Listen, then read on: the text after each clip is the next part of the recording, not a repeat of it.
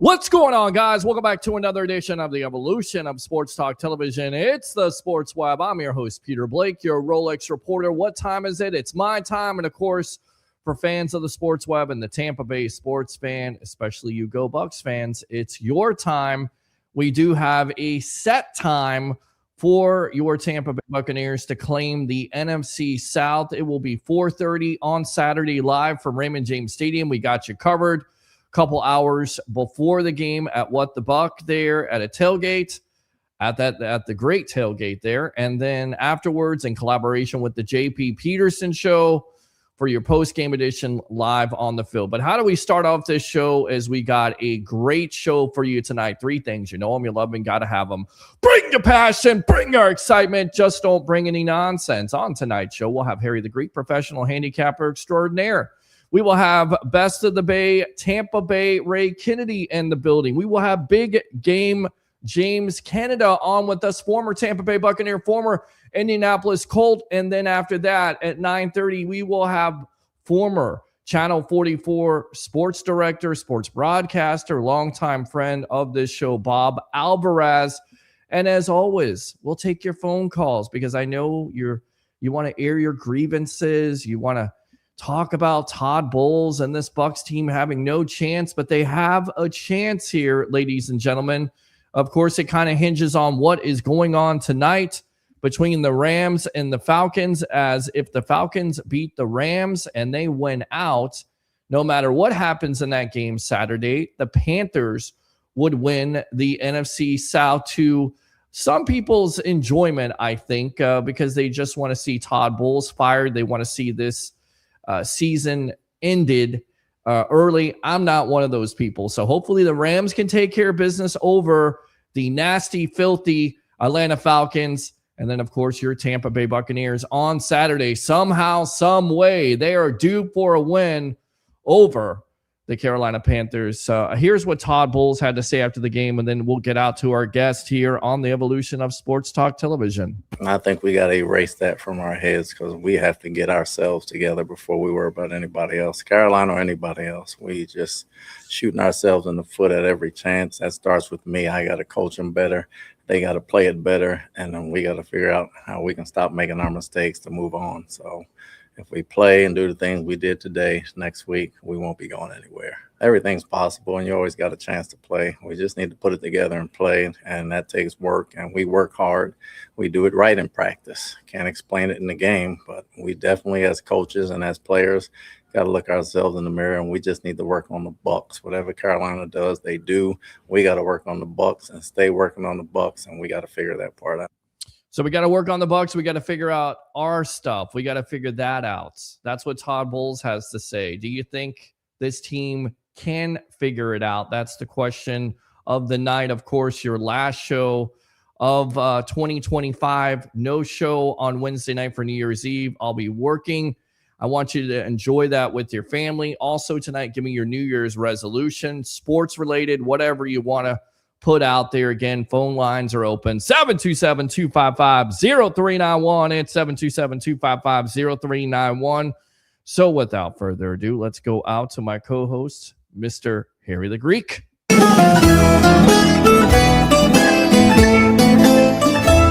Professional handicapper extraordinaire, and I'm going to give him some credit because at the beginning of the week, as we were talking, he said he liked the Atlanta Falcons early in this game, not to say the Falcons would win outright. And by the way, they're up 14-0. It doesn't necessarily mean the game is over. The Rams have an offense unlike the Bucs lately. So let's go out to Mr. Harry the Greek, professional handicapper extraordinaire, as all eyes are on tonight. Monday Night Football, as crazy as this sounds, if Atlanta wins out, no matter what happens on Saturday, the Panthers would earn the tiebreaker. They would win the NFC South. So Bucs fans tonight, once again, depending on another team that they hate, would be the Rams defeating the filthy Falcons. Welcome to the Evolution of Sports Talk Television on a Monday that is disappointing with, once again, no win against the Miami Dolphins. Your thoughts? Peter, how the hell are you doing, buddy? I'm doing great, buddy. Your thoughts on Todd Bowles and those comments after the game, and your thoughts? I will give you all my thoughts. Let's get our guest on here because I can't wait to talk to him. It's been way too long. I don't know why he stays away from us. We need to invite him on the show more because first, he's played in the NFL. He always has great analysis. He's a content creator. He's all about the Bucs. He's all about the National Football League. He's always welcome on the evolution of sports talk television. And you know what? Yes. I talked to him a little while ago, and he likes my boy. He likes my boy Caleb Williams because he had to eat some crow. Anyway, I'm going to further ado. I want to go ahead and bring him in. We're going to add Mr. Big Game James Cannida. Welcome to the evolution of sports talk television, my friend, here on a Monday night, the last show of 2025. How you doing, my friend? Long time no see. Real long time. I'm great, guys. Thanks for having me on because I've just been itching and scratching my head, needing to vent just a little bit. Well, listen, you always have that opportunity on this show. Anytime you want to offer some analysis, we'll get a segment for you. But I mean, it's all about defense with these Bucs fans right now, and that falls on Todd Bowles. Is that the biggest problem right now with this? I'd like to know: do you fire him or no? I want to get right to the juicy. What do you say? I don't say you fire him. Firing does nothing right now. At this point, if a change was going to be made, it should have been done weeks ago. And I think everyone drank a little bit of the juice early on. You start out 6-2, things are looking good. You go into a little bit of a slump, but no one, I know me personally, I can't say no one. I never thought I was going to see a slide happen and a collapse happen the way it did. But honestly, even in the games we won, the defense still wasn't really hitting on all cylinders. So that should have been the first red flag that went up the way it did. I was in town for the Jets game. And the way that went down, the way that happened, and it was still early enough in the year where he's like, hey, you know what? Just good things are happening to us. We know how to execute. We know how to finish. And then later on, as the season went on, that wasn't the case at all. We weren't finishing games. Hell, sometimes we were coming in, didn't even look like we were prepared to play. So you have to ask yourself, what are we doing during the week to get ourselves ready to go out and take the field? And I've heard there's been a lot of rumblings in the locker room with guys going at each other and a lack of faith in the leadership that's there in the building.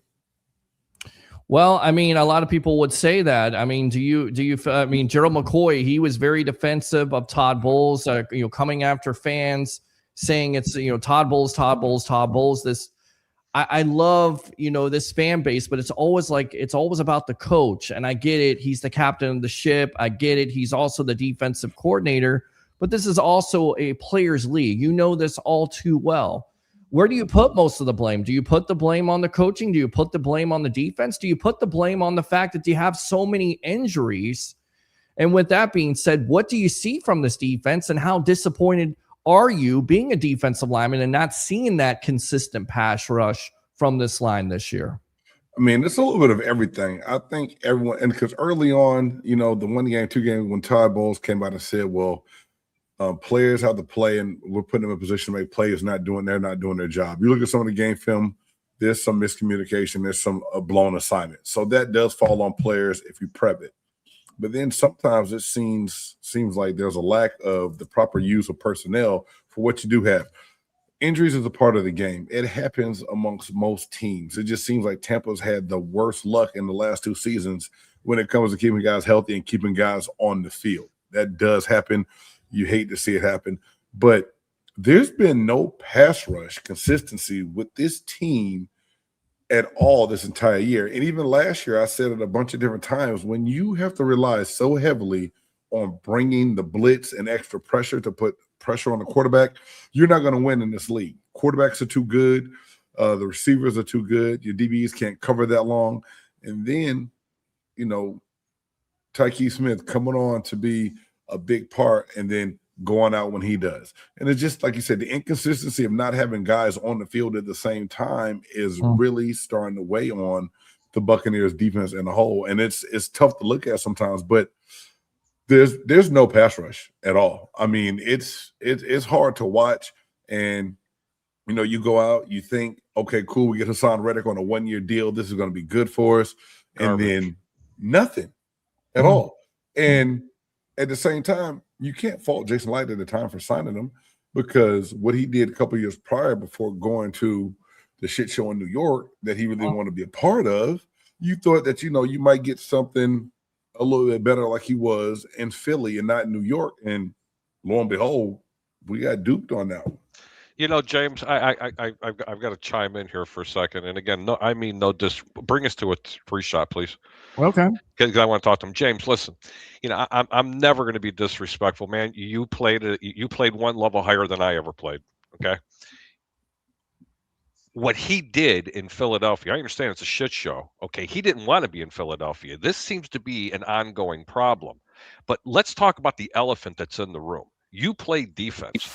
Why can't they contain running backs to the inside? At some point, I've got to honestly say, I think it's a personnel issue, because the man didn't go stupid as a defensive coordinator. He's a genius when it comes to that. But I could see 1 week or 2 weeks when you spread them out 4 or 5 weeks apart. But for 8 consecutive weeks, James, you cannot contain a running back to the inside. Forget about the pass rush. We've known that's been a glaring issue for the past 2 years. But there's no reason, none, that you cannot contain a running back to the inside, and you allow them time and time and time again to let them bounce. It don't make a difference if it's over the right tackle. It don't make a difference if it's going over the left tackle. They cannot contain anybody, and I want to hear exactly why this is happening. Well, you watch it and see they haven't been able to set the edge at all here. And you're right. You can come up. You got Vita Vea in the middle. Guys know that. Teams know that scheme. Again, though, when you are relying a lot on stunts and twist and movement, you might bring your outside guy in, bring a linebacker on the outside. He's supposed to be able to field, contain that, and make that tackle on the edge. But he's low coming in with an inside shoulder, not keeping the outside arm free. And next thing you know, it's home run downhill, to where we've made bad teams look beyond good in these past games. Mm-hmm. So you're right. That many weeks in a row, did Todd Bowles forget what it takes for a defense to work? He didn't forget, but at some point in time, with the people you have on your roster, and let's just lo and behold, we know the middle of the NFL season, there's not a lot to pick from to go and make changes of guys that's not already in that building to come in and do a job that the people you have on your team's not doing. So there's not a lot they can really go do and get. But at some point in time, there was no mixing, no changing of anything for the right people to be in the scheme to make the plays that you think they needed to make. And it's totally frustrating when you play a position. Granted, the defense is a little bit different from what I played under Monty Kiffin. It's still the same principle, just a matter of where you have who lined up where and what position is now going to still fill the A, B, C, or even D gap, depends on if there's a tight end in the game or not, right? Yeah. So there's a lot of misplays, a lot of miscommunication. And the thing that gets me the most, if you ever see the guys on the sideline, there's a blank look and there's a lot of bickering back and forth. Yep. So somewhere through the whole thing, it's getting lost in translation of who's doing what, or guys don't know their assignments. Yeah, I go ahead, Peter, but because he just said something I wanted to follow up with, but please go ahead. No, I mean, it goes back to what he said about guys don't know their assignments. I think that's why the fan base is so, they want to get Todd Bowles fired, because we've seen this in the past with this defense, missing assignments, miscommunication. Is that on coaching? Can that change in a week against the Panthers, because this is a big game, or are we going to have the same thing? I mean, and I get it, it's injuries, but you got guys that are not doing the right thing. They're not in the right position. You know this all too well. Being a part of Monty Kiffin's defense, it was all about accountability. It was all about responsibility. It was all about being in the right place at the right time, doing your job before Bill Belichick coined that phrase. That's why it's one of the greatest defense of all time, if not the greatest defense of all time, because everybody had to do their job. You couldn't go out there. You had to stay home. you had to play your position. And if one detail was off, big game James, then you would pay the price for it. And this defense is not good enough with the talent they have. Even that defense back then paid the price sometimes, not all the time. This defense is paying the price all the time because, again, they're not doing their job. They're not in the right position. So, again, is this on the players or is this on coaching? And do the fans have a right to be upset with Todd Bowles? And once again, maybe the message not getting across to the defensive players, in your opinion? Harry, do you want to finish what you to follow up on that? And then I'll get back right to what Peter said on that. Yeah, absolutely. Okay. You know, when you were saying about knowing your assignments, I'm going to give you a prime example. And both of you guys, I'm sure you remember the big play when Tyke Smith completely bit on the wrong receiver. And he clearly knew that he had the inside receiver on the slot because he's sitting back at the safety.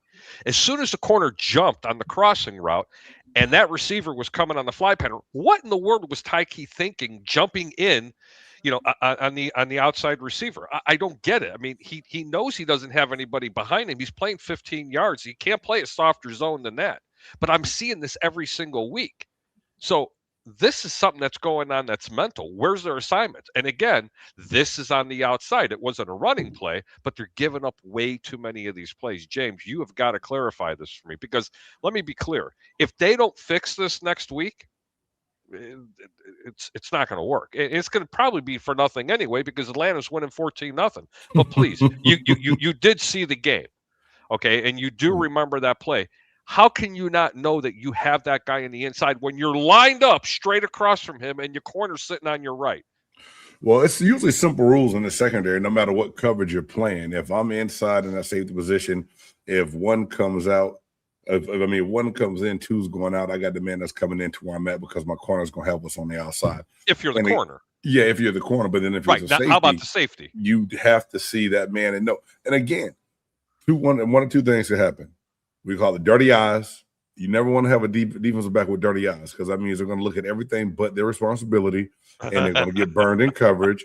Or two, you just forgot what you were doing. And as simple as that sounds, you'll be surprised it happens a whole lot more than what people think. I mean, it's 9 million things going on outside of the game that should never come onto the field. But if I sat up here and told you it never came onto the field, I would be lying to you guys. You know what the funny thing is? The focus is just not there. You know what the funny thing is? Tyke was actually arguing with the corner on it. The veteran. Jamel, he knew he's looking at Jamel going like, "What are you doing?" Jamel's like looking at him going, "Kid, are you crazy? What are you, nuts?" Right. I had this guy. He was your guy. He's going off the field. I'm watching the whole thing going, this is a shit show. Yeah. What's going on? It's very disappointing, needless to say. But go ahead and finish what you were going to say. I just had to get the answer to that, because I, for the life of me, could not understand what he's seeing on that play. And Peter, you asked if the fans have a right to be upset with Todd Bowles. I think they do, but it's the thing where when you're a fan, someone has to be the blame. You have to blame it on someone. Yeah. And I knew a couple years ago when Dave Morales left to the Panthers. We knew when he left. Damn, okay, Liam Cohen comes in. Damn, okay, we got another good one. He leaves to be a head coach, which you cannot be mad at. The way it happened, a lot of people were pissed off about it. But at the end of the day, if that was his goal to be a head coach, the offense has stalled out. And a lot of that did happen when Bucky Irving got hurt and wasn't there to carry a lot of the load when he had that foot injury. But then there was still just no creativity there. So if you look at it to where the offense has let people down in a sense, but I think the blame really comes to the defense from a lot of fans, is because your head coach is a defensive guy. He is supposed to have people in position to make the plays, to do the things they need to do to get off the field and find a way to win the game. And the amount of explosive plays that we gave up starting in that New England game on down through all these losses, it's just like, I just think that the most natural thing to do is like, oh my God, it's Todd Bowles' fault. He's got to go. And we don't know what's said inside the locker room. We don't know how they address it on a weekly basis. But for some reason, to me, when I look at it and when I've seen this happen in the past before, even if the corrections are being made by the defensive staff, it looks like it's falling on deaf ears. When players start to tone coaches out, one or two things got to happen. You got to find new players or you got to find a new coach. And it's usually easier to replace one person at the top than 53 people in the locker room. Yeah. Talking about it, when we talk about the defensive line here, big game, James Cannida, former Tampa Bay Buccaneer, former Indianapolis Colts. It's the Sports Web. I'm your host, Peter Blake, along with Harry, the Greek professional handicapper extraordinaire. You were high on this. Yeah, for who? The Rams or the Falcons? I think Falcons just picked him. He just picked, but you know what? He was all over him. This is gonna be no good. It's gonna be a PI. All right. So, well, with that being said, how much does this team miss Kalijah Kancey? We talked about Hassan Reddick. Going back to that, what do you see with Reddick? Is it lack of effort? Is it the fact he doesn't have it anymore? Is he washed? What is it for you that you see? Because you were at the Jets game, you watched the games with him. What do you see from number 5, and how much does this defensive line miss a Kancey? Big game, James. They miss Kancey a lot, but at the same time, I just don't think Hassan Reddick came in and fit the scheme the way they thought he was. Because there's times when you watch a game and you're like, damn, is Reddick even on the field? And he is, but there's nothing being done. Another person that I thought was going to come into his own this year a little bit more was Yaya Diaby. And it's just not there. And I think once, someone like Kalijah Kancey is not there to help apply pressure from that down position on the line to where he'll open things up for other people, some guys now are exposed because they're not capable of doing things anyone else setting it up. But to just and I hate saying that because you see guys play a lot of times and you're like, damn, they should have retired 2 years ago. Sorry, guys. 90-yard touchdown run, Atlanta. Oh my God, 21-0. Rams are getting their ass handed. So I'm not kidding you. I just watched it. By the way, the PI didn't cover because it was offensive pass interference. I thought it was defensive. Wow. Right. And 93-yard touchdown run. Right. By the way, they didn't seal the edges. But Harry, this is my thing, and a lot, as fans are watching tonight, like, oh my God, we need the Rams to do us a favor. No, we really need to do ourselves a favor, handle business, and do things that we're capable of doing. At the end of the day, as an athlete, you never want to rely on someone else to control your destiny and your future. It does come to where you need help sometimes, but the skid that we went on and the games we lost to the teams we lost to, that's horrible. I mean, the question I asked in one of my reels I did today was, do we even deserve and really want to get into the postseason? Because more than likely, if we continue to play this way, it would be an appearance and an exit. I mean, it would be one and done. So even though I believe the NFL is wide open this year, I believe that any team that makes it to the postseason is capable, because like you see what the Falcons are doing to the Rams right now, right? Any team is capable, but carrying so much bad mojo into the postseason, it makes me just shake my head and wonder what the Buccaneers would do anyway if they really had an opportunity to play in the postseason. Yeah, I mean, do you sense that? Do you sense that Todd Bowles has kind of lost this locker room from that back-breaking loss against the Atlanta Falcons? You're up by 14 points. You're a defensive player. I mean, what's the mindset? At the end of the game, you see Vita Vea going after Hassan Reddick and Antoine Winfield Jr. Was that loss right there, the back-breaking deal for this locker room, and they haven't been able to recover from that? And what is it like to recover? Have you ever had a loss like that where you had to recover quickly from a disappointing loss after you're up by 14 points? How backbreaking is that? Do you think Bulls has lost the locker room, and do you think it's the reason why that backbreaking loss to the Falcons? I think that was the straw on the camel's back. I really do. You hate to say it, you hate to see it. And like I said, he came out after that game saying what players needed to do. And then the hints, the tweets from Wirfs and other guys on defense and what they're putting out on social media, and you try to figure out how to read into it. But it's a lost cause right now. I do believe, guys. I don't think nothing's going to change. Like he says, we have to worry about the Buccaneers and what we do. Well, obviously right now, what you do hasn't worked over the last 8 weeks, and we don't know what can be fixed. Like right now in my eyes, and I hate to say this, I don't think it can be fixed. I don't think there's going to be anything done differently this week that would make me think, oh yeah, they got it together finally. I mean, shit, if you couldn't get it right after that Patriots game, and the Bills game wasn't beyond horrible offensively, and then the Rams game, I mean, yeah, Baker got hurt early in that game, but even before then, it was a whole different get smacked in the face kind of thing to where I remember one time when I was in Tampa, we went out to Oakland and the Raiders pulled out a can of whoop ass, and it was rough. And we really, that was that rookie year of mine, and we really didn't bounce back from that, and we missed the playoffs that year. And was that 45-0? Yeah. It was oh Jesus, it was bad. I remember that. Yeah, it was rough. And I just think it's one of those things to where there's finger pointing, there's disbelief, and like I said, I just believe the coaching staff is falling on deaf ears. I just think they're being tuned out right now, and players might shake their head and come say the right thing in the sound bites when they do the press conference and everything else, but I don't think they believe it. And the worst thing about that is, guys, usually when that happens, there's grumblings within the locker room of why they think changes should be made amongst the coaching staff, and players will start having that conversation with each other. And you best believe if the right player says it or hears it, it's going to get back to the GM, and they're going to weigh on it also because they don't want a whole broken locker room. They don't. I mean, you got to try to find a way to fix it going into next year as best you can, because like right now, it looks like, and if a new coach comes in, depending on what kind of scheme they bring in, you're almost looking at a total rebuild mode. So everything that was drafted to fit Todd Bowles' scheme, and this next, if there's another coach, if there's a coaching change, another coach comes in, are you going to be able to get those pieces? Are you going to be able to be more active in free agency?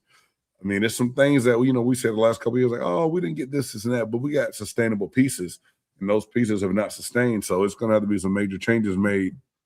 So if it's bad this year and a new coach comes in, Tampa Bay Buccaneers fans, buckle up. It's going to be a bumpy ride for a couple seasons, I think.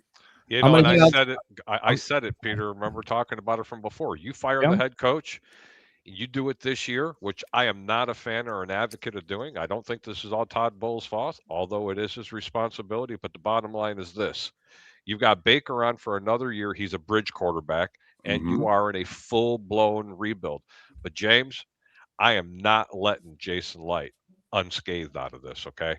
When your offensive lineman went down and you really knew you blew it with an edge rusher that you brought in, not to even go out there and sniff and knock on a couple of doors mid-season to try to get yourself some help, that is unexcusable. Because Peter was even telling me, they're not going to need it. They're getting healthy. You remember that conversation, Pete? Yeah. But when they did get healthy, it's just like when you're asking about Kalijah Kancey. Peter, if they bring him back next week, the guy is a featured player on this defense. He's going to be on a pitch count.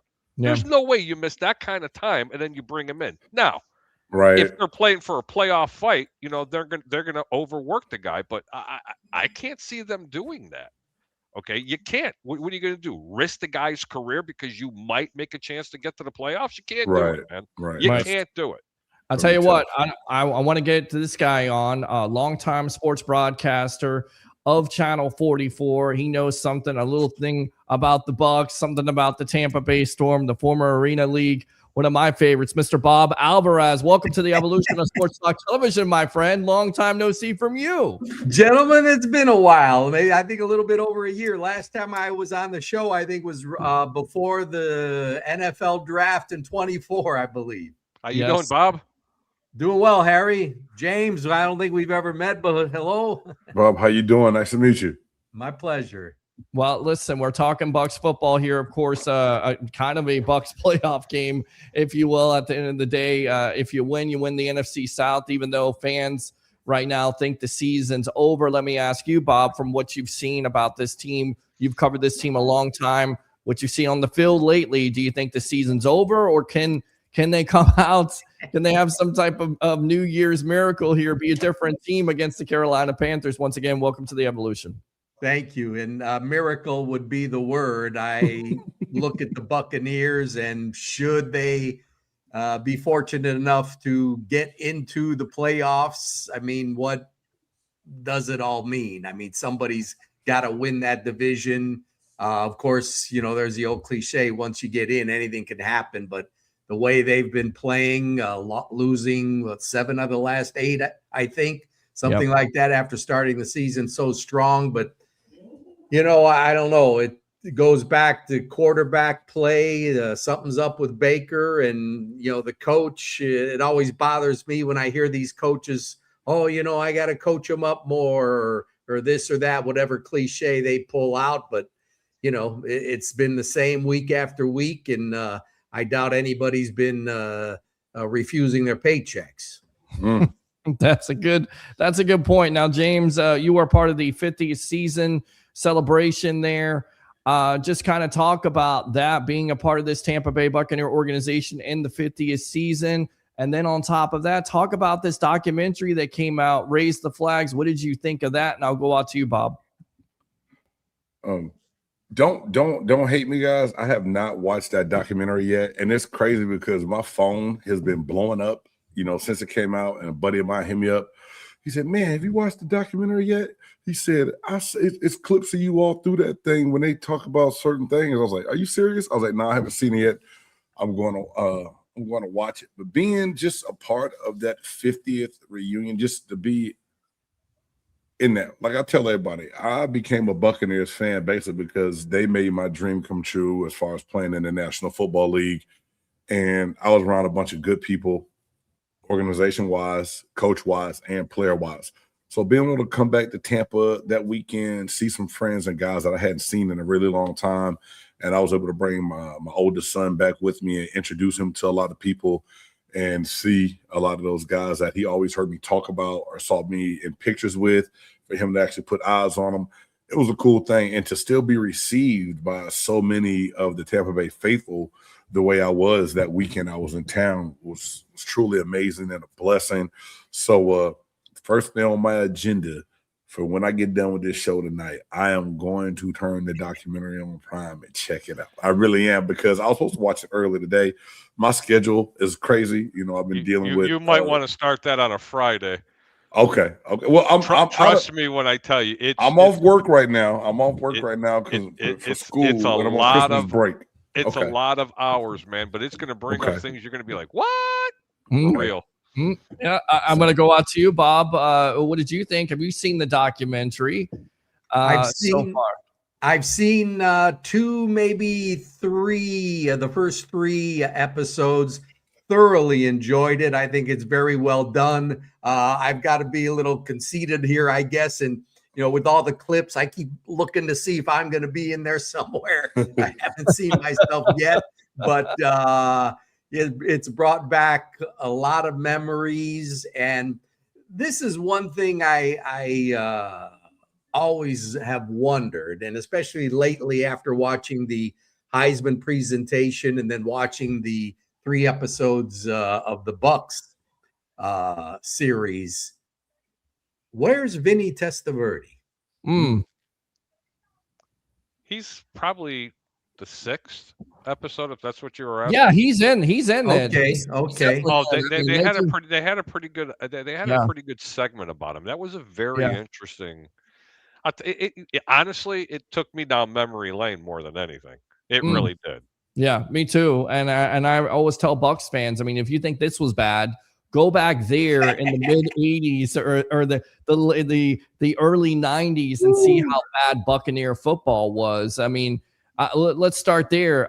James, can you remember a bad Bucs team that I don't know if you were a part of one? Maybe you were. I don't think you were. But can you remember a bad Bucs season that comes to mind that's worse than 2025 at this point? That it's not a season I remember on hand personally for being so young, but hearing everybody talk about that inaugural season when everything first kicked off in 75.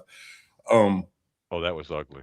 Yeah, it was funny because I remember the Buccaneers used to be a joke. Like, it was even on sitcoms. At times it was like, oh my God, just imagine if you go to the NFL and you get drafted by the Buccaneers. I mean, the Buccaneers at one point in time was like, I was blessed to have had all winning seasons, and the 4 years I played with the Buccaneers, I made the playoffs all but 1 year. So a lot of success. NFC Championship run for me, Yeah. and then a year later they go win the Super Bowl. We get to the Super Bowl and win it. So I was very fortunate to always be on good teams and the teams that change. And it was so funny because at the time, the uniforms had just changed 2 years prior to me getting drafted. So I was like, man, the Buccaneers got some cool uniforms now. Yeah. So everything was different and new for me when I got to Tampa in 1998, and it was. I know for a long time, and that's why you have true fans. But I remember being there sometimes, and it was so many implants from all over the country down in that part of Florida because they moved there to get rid of the weather. You know, I met a lot of people that were fans of other teams, more so they were the Buccaneers. So to really meet that true Buccaneer fan base and people that were there from the beginning to now, and it's amazing. There are real Buccaneer fans out there. I tell my buddy that all the time because he teases me. He's like, he said, people in Tampa don't even like Tampa James. I'm like, that's not true. Shut up. So it's good to see the real fan base sticking around. But I'm just telling you, be patient. This season, we just got to chalk up as a loss and get ready to try to get better for next year. Like Harry said, Jason Light needs to do a better job. And if Todd Bowles comes back, the one thing I've always said, I don't like to see coaches double dip. We can run Todd Bowles' defensive scheme, bring somebody else in there that can be a fresh set of eyes, get you a real defensive coordinator so you can actually manage the team the way the head coach needs to manage the team. Tony Dungy was a defensive genius. He let Monty Kiffin come in and do his thing. Todd Bowles needs to hand the defense over so he can keep his eyes fresh on all things out there going on during the game. Yeah, and I think that's certainly a possibility here, Harry and Bob, and of course, Big Game James here on the Sports Web. Bob, what's the worst season you remember in Bucs history? Because I know you were a part of some of them. You covered them. There were some times where they went undefeated in preseason. And everybody thought, oh, man, it's going to turn around, and then it was awful. What's the season you remember with this Tampa Bay Buccaneers? There were several. I relocated to Tampa and started my job at WTOG in August of '88. And 44. It was the Ray Perkins era. It might have been Vinny's second year, maybe, with the team. And it was, we would go there during the week to get our interviews, and players would be hiding. They'd use the excuse that they were in the training room. And I remember that almost every station would have the same 2-3 guys who would speak. It was Ian Beckles, Tony Mayberry, and Ricky Reynolds, and occasionally Vinny. Everyone else had scattered. But one of the other things, too, is, at 44, we had the preseason game package and the coaches show. So I was the host of the coaches show for Ray Perkins, and then it was Richard Williamson for a year, and then Sam Weich when they got off to a good start. I remember one of the shows, we opened the show, Sam and I both had Buccaneers players jerseys and the football pants on. So there was a lot of excitement there for a while, but it was a lot of bad football that I remember. And, it was sad because, not that you become friends with any of the players, but you see them often and you cross paths that way. But it was a lot of bad football. All right, I'm going to go to this Big Game, James. I know you don't have necessarily a lot of time, but we appreciate you, tuning, calling in here, or not calling in, but getting on the show. Go back to '99 to the NFC Championship game. What do you remember about that? Because I remember the hype around it. It was all about the greatest show on turf, and Kurt Warner, Marshall Faulk, and Isaac Bruce, and Torrey Holt. And I just remember saying, you know what, this defense is going to knock somebody out. And I remember John Lynch, I think, going on the Jim Rome show, saying in so many words, we're going to show this offense what this defense is all about. What do you remember about that week? What do you remember about that game, Big Game James? And oh, by the way, we got one of our friends tuning in here, Trent Cooper, the great director of that documentary on Amazon Prime, is tuning in right now on Instagram Live. We appreciate you, sir. This is the reason why we do shows like this, my friend. You definitely killed it with that documentary, so we appreciate you. So big game, James. Talk about that week. Talk about that game in general. Just going into the week, I remember the whole time Coach Dungy he made the statement early on in that team meeting on that Monday before we started game planning what was going to happen. He said, we're being overlooked, we're being underestimated, and if we do our job the way we've been working to do things all year, we'll go up here and get a victory. Now, we all know the outcome of that game. It was a catch. I'll tell you, Bernie Manuel caught the ball, and I tell everybody, Brian Kelly played coverage about as good as you can play coverage on rookie parole. That was just one hell of a ball, and for him to pull that thing in the way he did was pretty much amazing. But just, the belief that Coach Dungy put into the team going into the week, to where even, guys that were on practice squad or guys that may have been inactive and not playing, everyone did their job to the best of their ability so that we could carry out our assignments to do what we needed to do, and to be in that game the entire game and then have it end the way it did. I remember the heartbreak and disappointment on everyone's face, the disbelief of how things went down. But at the same time, knowing then that, this team has a very promising future with what we have in place. Yeah. If, we could just keep things together, and then, eventually a couple years later going on to get that Super Bowl win. But yeah, that was all the preparation in the week. And that's, like I said, I tell a lot of people, I learned a lot of different things in the NFL, but to learn how to be a pro from the guys around me and the coaches around me was really what was the most amazing thing that, you take and you've applied in your everyday life now of how you need to approach everything, do everything, and attack the day, because there was no wasted minutes and time and any of the things we did leading up to that game. Yeah, and I remember the tone being set. I think it was the third play of the game. The late, great Steve White had an interception on Kurt Warner that was unheard of because he was so flawless that year. Is that correct? What do you remember about your guy there, Steve White?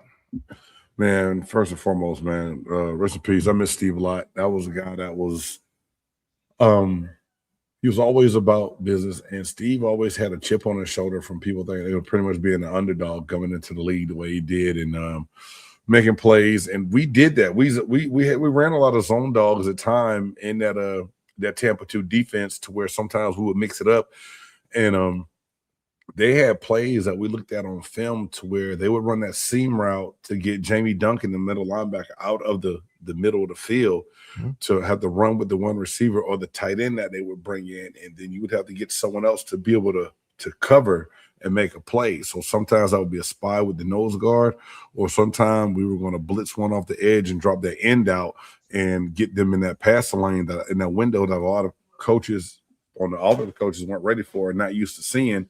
And that was one of the great things that Monty Kiffin did all the time. He was able to change up assignments that one week one guy would do something, the next week it would be something else. So it was not a lot of predictability a lot of different times when we did things like that. I want to go out. I want to go back to that real quick, and then I'll get out to Bob here in just a little bit, and we'll get you out of here. Big game, James. Appreciate it. Do you think that's a weakness with Todd Bowles' coaching, that he doesn't adjust enough, that a lot of people say he plays too much coverage with his outside linebackers when you have Yaya Diaby running 40 yards or Anthony Nelson? Do you think that's a weakness in Todd Bowles' defense and his overall game and coaching? If you have the right personnel, it's not a weakness. But at the same time, I'm going to feel a lot better with Yaya Diaby being able to pin his ears back and rush more than I am him dropping to the boundary and covering a running back out the backfield. You know what I mean? To where it's not, and if you do want to do that, you have to have a different skill set, a guy with a different skill set. But the build of our edges, the way we play the defense, they are almost all that build like Yaya, and it's tougher for them to cover. And then I'm not trying to be funny. If you look at Yaya Diaby from Louisville to now, he's not real fluid in the hips. That's not what he does well. So to ask him to drop, turn, run, and cover, it's not something that he's going to be able to do. 5-10 yards maybe, but if you got to pick that thing up and run all the way down the field with it, that's not going to happen. And then if that's the case, and you know that as a coach, you have to change how you call that. And the same thing, I love Anthony Nelson, the way he plays today, but dropping in the coverage for a long period of time, that's not his strong suit. He gets after well. He's a good run stopper. He applies pressure normally enough to where he can get a double. Then you want someone else on that edge to come, get more pressure. But that's just kind of the frustration with watching the Buccaneers play defense this year. You're just like, why are we doing that with the personnel that we have? It's not going to put us in positions to win games. Well, I tell you right now, you're always in position on this show. If you want to have a position on this show, come on here, talk shop. We'll talk some defensive linemen. We may be going into the offseason here, big game, James, but always love, your insight. You played the game. You're always welcome here on the Evolution of Sports Talk Television, my friend. All right? Man, I appreciate it, guys. Thanks for having me. James, hold on. Mm-hmm. I forgot you played with my buddy King himself. I forgot all about that, Mr. Sean King? Oh, yeah. Okay. So, off the record, of course, give me a little bit of dirt so I can keep rubbing it in there. What did he used to? No, for real, because he constantly lays into me, man, every time we're together. Give me something, because I always make fun of his hands because they're just small, okay? Yeah. But I need something from back in the game that he wouldn't know it went back to you, of course. We call Sean Willie Beeman. Willie Beeman from any given Sunday, man. Sean was all about the flash and just. Of course, he still is. So it was. Sean had a different way of doing things, and you always like, really, Sean? But at the same time, he was a good guy. But just, I don't know what real dirt I can give you. Give me a second. Come on, give me something. I got to think, man. This old brain of mine doesn't work as well as it used to. No, but I understand. I definitely will drop something in the inbox for you to be able to use. I need something. I promise I'll do that. I promise. I'll probably see him here in the next couple of months again when he gets back up in town. But just make sure you call and say, "What's up, Willie Beeman?" when you see him. Willie, what's Beeman, Willie Beeman, Willie Beeman? Yes. Oh, I can't wait. We talked to your old colleagues and Dwight Smith a couple months ago. And he told a story about Derek Brooks, how he used to, in the sauna, he used to, turn up the heat or something like that. And Dwight thought, everybody always says, Derek Brooks, great guy. And when he told this story, he said, Derek Brooks should be in jail. Do you have a story about Derek Brooks here, big game, James, that you'd like to share with us? It's so funny because every time I see D Brooks, he's like, Cannida, my man, what's going on? He said, I'll never forget it. So we had a game one week, and I strained my quad. My left quad was a lot bigger than my right one. And Todd Torricelli told Rod Marinelli, like, hey, look, I'm going to keep Cannida out of practice today because we really just need this quad to relax and heal so he'll be ready for the game on Sunday. How'd that go for you? And so we're in the training room one day, Brooks and I sitting on the table talking. I'm getting iced and stretched. Marinelli comes in. He looks down at me. He looks up at the wall. He looks down at me. He looks over at Derek Brooks. He goes, D lineman, full quad, not fast enough, unacceptable. Turns around, walks out. Brooks dies. He goes, laugh and tell all the rest of the guys that Rod told James he got to practice today. It's unacceptable that a defensive lineman has a pulled quad. So every time I see Brooks, and when I saw him at the 50th reunion game, he was like, Cannida, pulled quad, unacceptable. And my son fell out laughing. My son's like, Dad, what's he talking about? So he sat up there. Derek Brooks told my son the whole story, and just my son just to enjoyment of having that conversation with a guy that wears a gold jacket and to hear that story about his pops was just hilarious to him, man. But Brooks was that guy. Like if you were in the sauna and when Brooks came in, you pretty much knew like, hey, I got to get out of here because he got the heat set on hell. Like I can't survive this thing once D Brooks came in. So yeah, he ran that thing up as hot as he can get it. Would come in just with a bucket of water and dump it on those rocks, and you almost couldn't even see for the steam and everything going on in the sauna at the time, man. All right, so there you go. There's I thought Dwight was just telling me a fib there, but no lies. If that's what he mentioned, there was no lies told on that. That sauna was like an oven, man. He thought you were gonna die on that. I knew we were gonna get story time with James today. All we got to do is just lead it right down the golden path. That's it. There you go. And of course, Derek Brooks running USF right now. We look to get him on the show here eventually. Big game, James. Go ahead and promote yourself, my friend. You know what? If you do get Derek, Yes. I promise you, I will get a hold of Mr. Big James. We'll get them both on together. I would love to hear those stories. Oh, yeah, we're getting them on. Trust me. Big Game James, go ahead and promote yourself here on the Sports Web, my friend. Well, man, thank you. You can find me on Instagram, Twitter, Facebook, and YouTube. Big Game Sports Buzz on the BGSE network. We usually go live every Thursday. This week, we are kicking things off tomorrow because it's New Year's. We talk all things sports from the pro athlete and the sports fanatic perspective. Then you can also catch James Canada's Pewter Perspective. That's just me dropping my nuggets and takes on all things Tampa Bay Buccaneers football. Love it. Big Game James Cannida. Thanks a lot for joining us here on the Evolution of Sports Talk Television, my friend. We'll see you soon. All right. Thanks, guys. I appreciate it. You have a good night. All right. James, Great man. stuff Thanks there. for coming on. Absolutely great stuff from him. Let's go Awesome, on to dude. Bob Alvarez here talking about this Tampa Bay Buccaneer team. Of course, all eyes will be on Saturday. Can this team turn it around versus the Carolina Panthers? And right now, it is not looking good. Oh, this is horrible. Well, give us the update on the game here. Third and 7 from the 10-yard line for the Rams.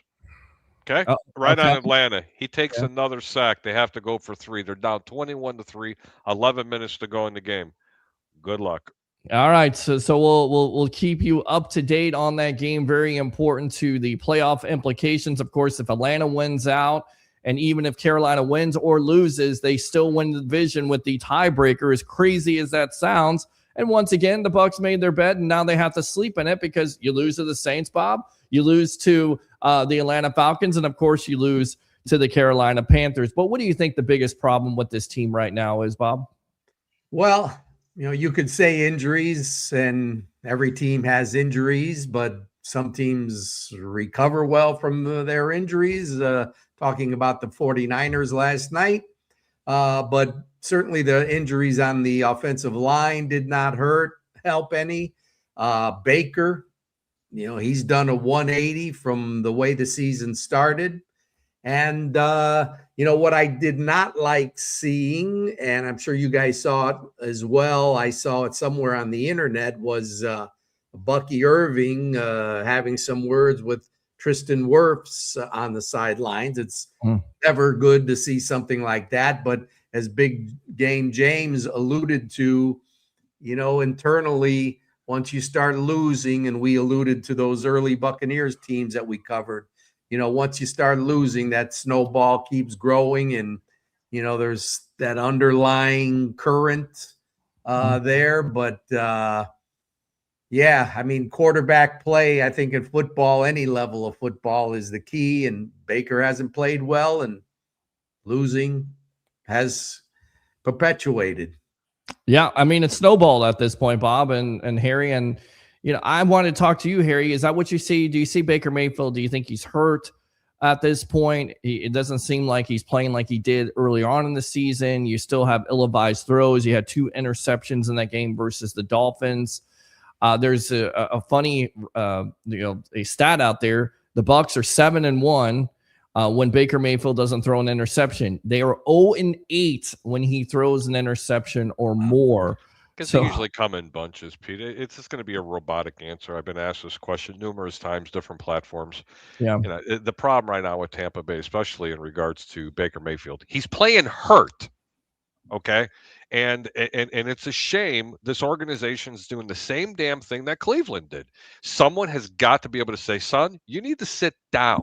Right. I understand you want to play. He's a gamer and everybody's enamored with it, but this is what you get.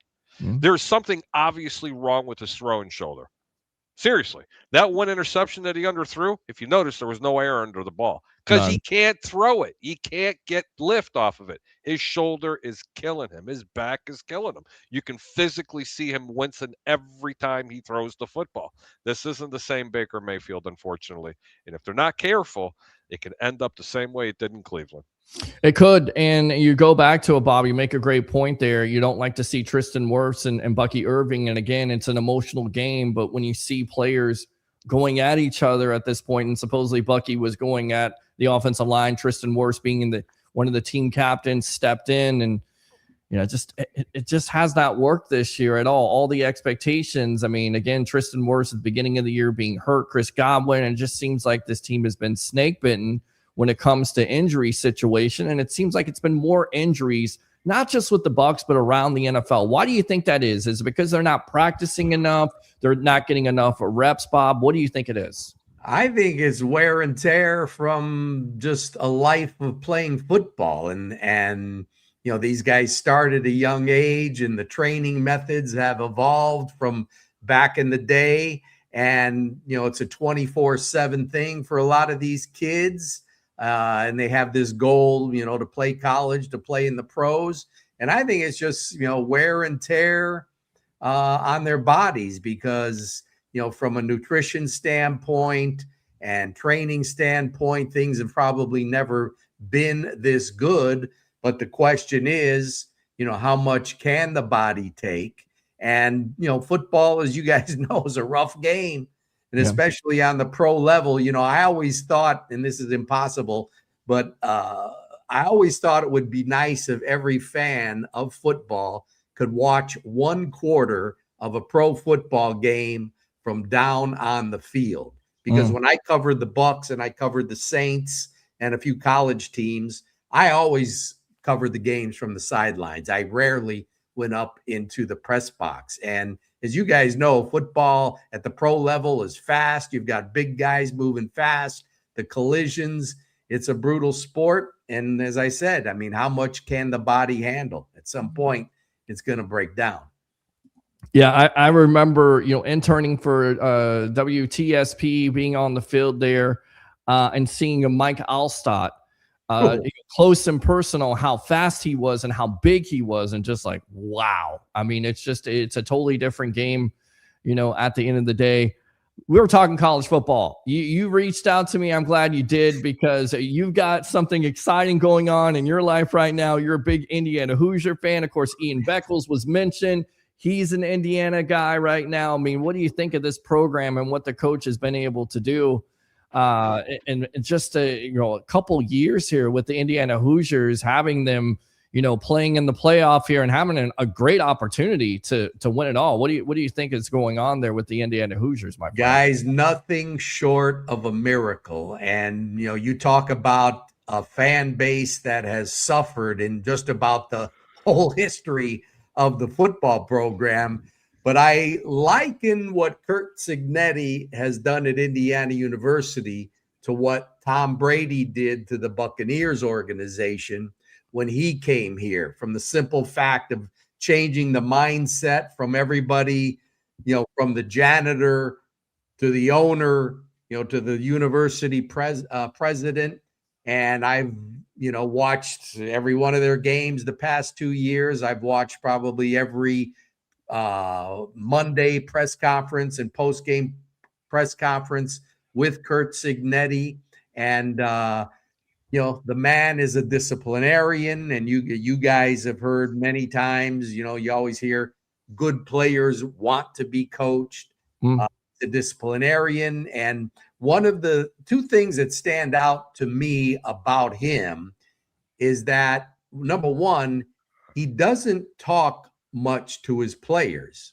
His words are few and to the point, so they get the message. And secondly, I had not heard this before, but he said, we always hear there's no I in team.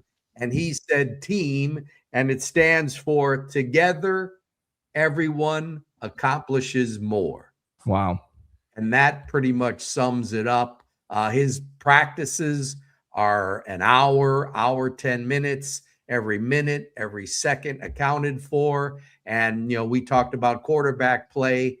They have it. They had it last year. They really have it this year. And my fingers are crossed. I'm saying my prayers. It would really be something if they could pull this off and win the national championship. You talk about the quarterback, and we'll get you out of here in this. We appreciate the time as always, Bob. Is he the real deal, in your opinion, the Heisman Trophy winning quarterback? Can he go to the next level in the NFL? Because you hear around in NFL circles that they're not sure if he's the real deal. I think he could be the real deal. What do you say about Mendoza? I think he is. I have heard that, Indiana runs a pro style offense and he's able to make all the throws. He's you watch his interviews and you think, wow, this guy's putting on an act, but he is who he is. He's very faith-based individual. He's worked for everything that he's gotten. He's able to take a hit when he plays. He's very accurate. I mean, Indiana has a very balanced offense. Yeah. With their running and passing. He's completing, I think it's like 71% of his passes, has only thrown 6 interceptions this year. I think he's the real deal. I have this thought, though, and I'm not an expert, but it looks like the Raiders are going to have the first pick. Fernando has a year left, so he could come back to Indiana. The way things are with the portal, who knows? As you guys know, he's from Miami. Miami needs a quarterback next year. So who knows what could happen there? But, I've also, and you guys have probably heard this too, through the years, you always hear, well, the NFL is better when those charter franchises like the Giants and the Bears are good. And, the MLB is good when those charter franchises, the Yankees and the Cubs are good. I don't think Roger Goodell's a little bit everything up board rather than underboard. But I really think it would do the NFL good, and it would do the Miami Dolphins franchise very good if they could maybe finagle something somehow where Fernando ends up playing in Miami. I would like to see that because, of course, any kid to play in the NFL will play for any team. But, as we saw John Elway back in the day and we saw Eli Manning, I would just really hate to see him. Really, I hate to see any rookie quarterback thrust into a starting role. Sure. And, of course, there's a reason the Raiders are probably going to pick first because they're a terrible team. So Right. You hate to see that situation. But, I think he's pro ready. But, as he has said himself, he took a big leap under Cignetti and the quarterback coach and the offensive coordinator from Cal to Indiana. And he has said it. And Cignetti has said it many times that, with his talent, he's just scratched the surface.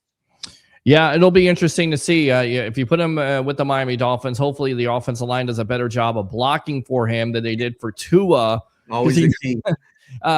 Bob, go ahead and promote yourself here because you're doing some great things, just not sports here because you've done sports before. You have a history of it, but what are you doing now, Bob? Thank you for allowing me to mention this. In 2002, I pretty much stepped out of the sports world and I began teaching Italian because I am Italian and I do have a degree in the Italian language. But I began teaching in 2002 in the Tampa Bay area. And the thing that I do differently is I hold my classes in local Italian restaurants. So there's a synergy there of me bringing them business, they giving me a place to teach. And there's no better way to learn Italian than having a little food and a little bit of vino. So what I specialize in is preparing people for their vacations to Italy, teaching them a lot about the language, the culture, the do's, the don'ts, how to eat, how to travel, et cetera, et cetera. But my classes are also good for people that might be of Italian descent, have always thought about learning the language, never heard it at home, or maybe they just heard the swear words at home. So my classes are usually 4 weeks long. So it's a good opportunity to stick your toe in the water without a big commitment to see, if you like it. Are you able to learn? Do you have the time to study? And it's a lot of fun. I've been blessed in my life. Working sports was a great job, had a lot of fun, and having a lot of fun doing this as well. And lastly, my website is on the screen, www.learnitalian.us. All the info about my classes and private lessons, as well as a lot of free video tutorials are there. Period. Good stuff. Bob Alvarez, thanks a lot for joining me here on the Evolution of Sports Talk Television. Don't be a stranger. And by the way, good luck to your Indiana Hoosiers. I think they have a great opportunity. Hey, can I say one more thing? I got a bone to pick with Harry. Go ahead. When I was on the show a couple of years ago, like I said, it was before the NBA draft, and we were discussing the quarterbacks. And I said, hey, I'm a firm believer in this kid, Bo Nix. Mm-hmm. Harry, in as many words, told me I was crazy. Yeah, I didn't like Bo Nix. I mean, he sucked at Auburn. Let's be real. But yeah, what a believer. But he's still not better than my boy Caleb.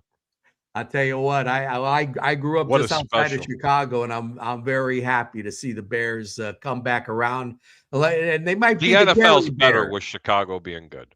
They really are. They're a year away. But you know what? You just said something that was I didn't realize the company I work for also owns a restaurant. And this particular restaurant's probably one of the finer Italian restaurants that no one's ever heard of. It's got a world-known executive chef there, and the name of the place is Trattoria Diana, right there on Main Street in Dunedin.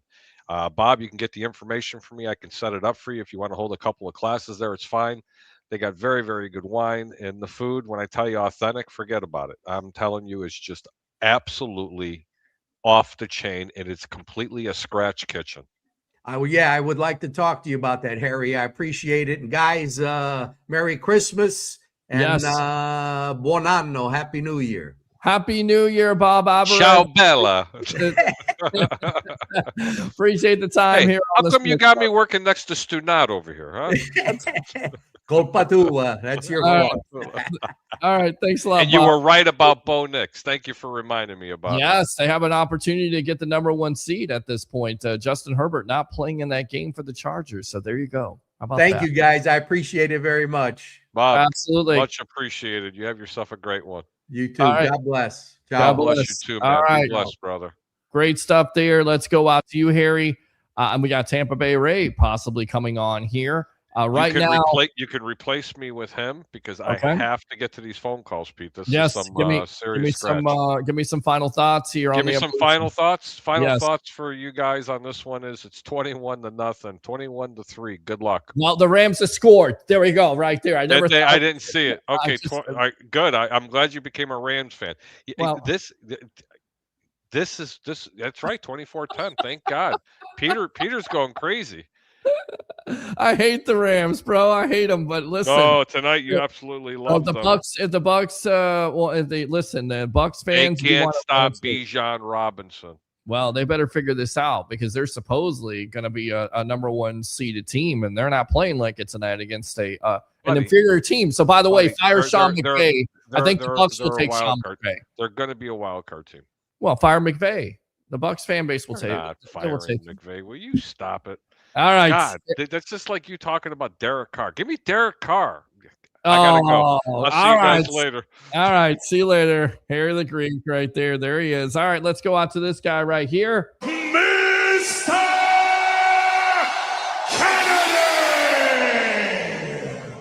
Cannida! Mr. Tampa Bay Ray Kennedy out there live. Where are you at tonight, man? On the street. How you doing? Welcome to the Evolution. Brother, I'm out here in Ferg's backyard, right? Ferg's backyard, because there's a lot of partying going on out front there. It was funny because there weren't a lot of Rams or Falcons fans here, but a couple of Rams fans were kind of vocal early. But the Falcons, they came through in this game, and you listen to the scenario, the Buccaneers can actually finish 4th in the NFC South here or something if some stuff goes on. Well, what happens is basically if the Atlanta Falcons win out, it doesn't matter about that game on Saturday. Of course, the Atlanta wins tonight, and then they beat the New Orleans Saints. Then Carolina wins the division by the tiebreaker. So that's the reason why, as much as Bucs fans, their history, you hate the Rams. Tonight, you're rooting for the Rams to beat the Falcons, and right now, they're down 24-10. I have not read the comments. I don't want to neglect you guys, so we'll go on to the comments. Open phone line also, 727-255-0391. It's 727-255-0391. Let's reset. Let's go ahead and play these Todd Bowles comments in case you didn't hear him after the game, and you tell me what you think, Bucs fans. Here we go. I think we got to erase that from our heads because we have to get ourselves together before we worry about anybody else, Carolina or anybody else. We just shooting ourselves in the foot at every chance. That starts with me. I got to coach them better. They got to play it better, and then we got to figure out how we can stop making our mistakes to move on. So if we play and do the things we did today, next week, we won't be going anywhere. Everything's possible, and you always got a chance to play. We just need to put it together and play, and that takes work, and we work hard. We do it right in practice. Can't explain it in the game, but we definitely, as coaches and as players, got to look ourselves in the mirror, and we just need to work on the Bucs. Whatever Carolina does, they do. We got to work on the Bucs and stay working on the Bucs, and we got to figure that part out. All right, let's go out to Trevor using your call here, your first call of the night. You're on with yours truly, along with Mr. Best of the Bay, Tampa Bay, Ray Cannida. Go, my friend. The thing that stuck out to me, and I've had a day to think about it. Yep. Is I just didn't like the energy from the players yesterday. Like I didn't. You're saying is bring the passion, don't bring the nonsense. Yeah, bring your passion, bring your excitement. Just don't bring any nonsense. That's what you've seen from this Bucs team. There was no passion. No passion. There was no energy. Yeah, there was no excitement. There was a lot of nonsense, though. You can believe that. Yeah. And I don't know, man. This is the first time in Todd Bowles' whole tenure that I'll be honest, I was questioning yesterday, has he lost the locker room? Because the energy is not there. I can see, like, we've lost games, but you could see, like, okay, these guys are fighting their ass off to try to, like, come back and win the game. Mm-hmm. Yesterday it was just like, the hell with it. We're just going to lose. I don't give a damn if we lose or not. I mean, that's the energy that I was feeling. I don't know about you guys. If I'm crazy, tell me. No, I don't think you're crazy. I think the disappointing thing about this team is why does it take so long offensively? You got that first drive, and then after that, you have nothing. You have a blocked field goal. You have a punt. Miscues, miscommunication. It just continues to plague this team. And then, later on in the fourth quarter, I get it. The Dolphins are playing some type of prevent defense. 3 plays, 91 yards, a big explosive play there to Chris Godwin. Why does it take so long to get in gear? Is it the offensive play calling? Is it the injury situation, especially to your offensive line, to Baker Mayfield? There's so many things right now. And then your defense, say whatever you want to, giving up a big play before the half. I thought they played well in the second half, but your offense is only giving you 17 points. And listen, you're a lot healthier than you were at the beginning of the year. So it just doesn't make any sense right now. The energy is off. I don't know if he's lost the locker room. My big thing was defending Todd Bowles because his team will play for him in an adverse situation. They haven't been able to do that. Their backs have been against the wall, and they haven't been able to come out of this. And I guess, listen, you got to prove yourself here. This Saturday versus the Carolina Panthers, you still have something on the line. You still have to take care of your business. If you can, then, who knows? But is there any confidence right now with you, Tampa Bay, Ray Kennedy, that they can come out of this funk right now? Because it is definitely snowballing. To back up what Travis was saying right there, and right in Todd Bowles, it's got Trevor. I'm sorry, Trevor, my friend. Travis is his brother. Travis, Trevor. But the thing is, it's like, okay, he's saying we do it right in practice, but it doesn't go into the game, which to me, again, like Trevor questioned, didn't see Hard. And I was right there yesterday with you guys. I was there in Hard Rock. I saw Mike, I saw everyone going through the motions. I saw a team that hasn't quit on a coach, but I saw a team that played without any heart. Well, I mean, that's a tough thing right now, Trevor. I mean, what do you think of Todd Bowles' comments? Because we gotta take care of ourselves. We're able to do it in practice, but we're not able to put it on the field. Bucs got to worry about the Bucs. We got to coach it up better. I mean, this is coach speak, and you're saying this, week 17, week 18 coming. Yeah. I mean, it's. You know what that sounded like to me, Peter? What's that sound like? It was blah, blah, blah, blah, blah, blah, blah, blah, blah. That's what I was getting out of it. You went with the Charlie Brown thing. You went with the thing when I'm on the phone during the day and I'm trying to sell insurance quotes and somebody tells me no and I go, da da da, and they go blah blah blah blah blah, and I'm like, okay, and then I go right back into the script and I sell them, or I just hang up on them and say have a great day because I didn't hear anything they said. I probably got to do a better job of listening, but I've been doing well at my insurance job anyway. Yes. and I was, and I have a friend that's a Carolina Panthers fan. Right. Oh, and God. The energy Must that be he's telling unbearable. me that their fan base is feeling Right. is like, although they lost to Seattle yesterday, they're not stressing because they feel like they're just going to come to Tampa and just flat out kick our ass on Saturday. Right. We don't scare anybody anymore. You know what I'm saying? Like it's just one of those things. And with Todd Bowles, like I watched the press conference today, and I ain't gonna lie, I was frustrated with what he was saying, and I think it's just frustrating with the whole season. I think that's just frustration as a fan. It's like he's saying the right things, but at this point, it's like, no shit, bro. Y'all need to get it together. You know what I mean? Right. And it's starting to wear thin. It's to the point, Peter, where like heads may fly off of this, and they need to. I mean, hell, man, I'm not even safe, man. They may fire me. I'm just Trevor. Well, nobody's going to fire you here on the Sports Fire. Can't fire Trevor. But Trevor, I want to back up something you said there. You talked about the team feeling, my light quit. I have no more glamour shot light. You talk about the team quitting and not seeing that heart. And you talked about the Carolina Panthers fans. They're celebrating the fact that they may win the division for the first time since Cam Newton wasn't yet in too many protocols. So, I mean, it does end up being perspective. So, but I wanted to make sure it's not lost on us as we're trying to figure out what the heck happened in 25. We still have a chance to finish something out here. So fight for it and enjoy it. Absolutely. All right, Trevor, appreciate the call. Use the second one, my friend. All right. Yes, sir. Y'all have a good one. Yep, you too, man. Absolutely. Let's go out to Alex. Alex, welcome to the Evolution. You're on with yours truly, along with Best of the Base, Tampa Bay Ray Kennedy. Go. Good evening, guys. Well, let me start by giving you a little quick Rams update. Give it to me. Just got a blocked field goal down by a touchdown. Yes, it's going to happen. The Atlanta Falcons are going to blow this. They're going to choke this. They're going to choke what does that it away. Remind you of, boys? 28-3, baby. 28-3. 28-3. So listen, keep it up. Got Yes. some hope here. Looking good. Yes. But guys, listen. Great stuff tonight. Thank you. Tampa Bay Ray, how you doing, buddy?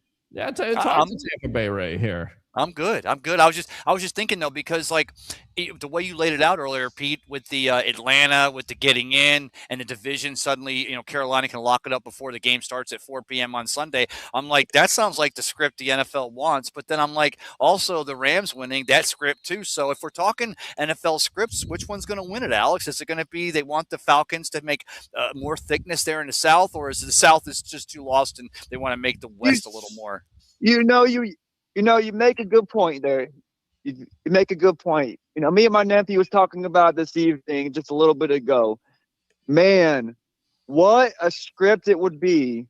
What a script it would be to see everything laying down for this NFC South coming down to that Saints game. And who would have thought it comes down to that very last game, very last second, because man, what a game that's going to be at 4:30 in Tampa Bay, in Tampa, at Ray J. All or nothing, man. But listen, we talking about this past week, going into this next final week of the season. First of all, I think we can all contest and say that I never thought going into this season that we would be score watching some of the worst teams in the NFL. Hoping and praying to these NFL gods and the football gods that they can give us some sort of life. But, man, do we got to turn it around. The Baker interceptions got to be fixed. This offensive line's got to be fixed. The defense giving up third and longs got to be fixed. I've seen a lot of stuff over the last 24 to 48 hours about Todd Bowles. And, Peter, you've been very hard on me for the last year and a half.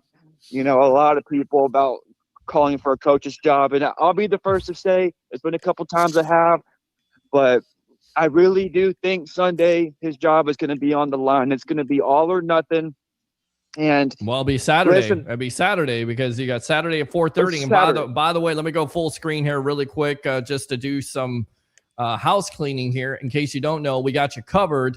Live from the tailgate there a couple hours before the game on Saturday afternoon. We'll be live from What the Buck Tailgates, the evolution of sports talk television. Take your phone calls, talking to Bucs fans, trying to get them ready to go for Bucs versus the Panthers. And then, of course, at the end of the game, 30 to 35 minutes as I set all my equipment up again, the camera, the laptop, all the phone lines. Will be live from Raymond James Stadium in collaboration with the JP Peterson Show. Whether the Bucs win or lose, we got you covered here on the evolution of Sports Talk Television. All right, back to your Let me add this too, guys, Yes. for everyone watching out there. There's no show out there that's going to give you the opportunity to bring it to you live from Ray J, give you the opportunity to call. Hey, Peter, I'm back in Tampa Bay, baby. I'm back home. All right. I need to come link up with you, man, and appreciate all you do. I've been trying to get out there. Been out of town the last couple months, but Yeah. I'm home. So listen, I'm looking for a do or die game on Sunday. Hopefully the Rams can complete a comeback so we don't have to worry about that Sunday game. Sure. But guys, I just going to be honest with you. Cannot believe, we're score watching some of the worst teams in the NFL, but this is where we are. Yep. Do or die, everything on the line. I think Todd Bowles knows something's going on with himself. All on the line, baby. But hey, Tampa Bay Ray, great stuff. Guys, we're almost close to talking some baseball again. Can't wait for that. Yes. Ain't stopped. Be a great year in 2026. All right, good stuff there, Alex. Appreciate the call. As always, use that second one. Happy New Year to all of the web heads out there, all the Bucs fans. Open phone line, 727-255-0391. It's 727-255-0391. So let's go through these comments. Of course, like and subscribe to the Sports Web on YouTube. Friend me on Facebook at Peter H. Blake. Facebook stars are open. YouTube super chats. Tampa Bay sports fan, Tampa Bay Buccaneer fans, this is your time to say what you want to say. And of course, I'd be remiss to not say also, if you get the opportunity to come out there and we get the opportunity to go out there again, that would be Tampa Joe's 9316 Anderson Road in Tampa for your Bucs away watch parties. I'm not taking your call, Joe Sway, because I know you want to change the subject and you're not going to do it tonight on me. You want to talk baseball still? We're not doing baseball tonight. Do you want to hear something crazy? I just thought about it today. I'm really thinking about conspiracies now. Don't do that. Hi, Peter Blake. Hi, Eric. How you doing?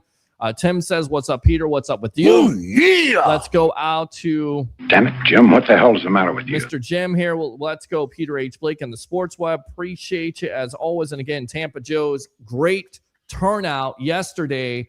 DJ UPS came out. Jay Pringle, big-time Bucs fans there. Michael Hulk, the real Hulk of the Sports Web. So if the Bucs get the opportunity to be on the road in the playoffs, this is your place to go to, Bucs fans. There's no other bar that has the evolution of Sports Talk Television where you can sit down in front of a camera and say what you want to say. Your live edition of the evolution of Sports Talk Television with all the phone calls, all the sound effects, me screaming at the top of my lungs, even in a Philly bar. It can be done. We can change that Philly bar. As I told them, it's gonna be Tampa Bay Joe's, not Tampa Joe's, because everybody in Tampa Bay is gonna be there for the evolution of Sports Talk Television. Let me tell you something, guys. If you know me all too well throughout the years, I don't fail. It takes a little bit. It takes a little bit for me to get what I want, but eventually I get what I want here on the evolution. All right, this team needs to play more aggressive. Agree with that. Let's go out to Brightside Broadway. Hey, Peter. Hey, to you. Oh, yeah. Looks like the Rams and the Falcons want to screw the Bucs even more. Falcons taking it to the Rams, but again, update the score on that. 24-17. They were up 24-3.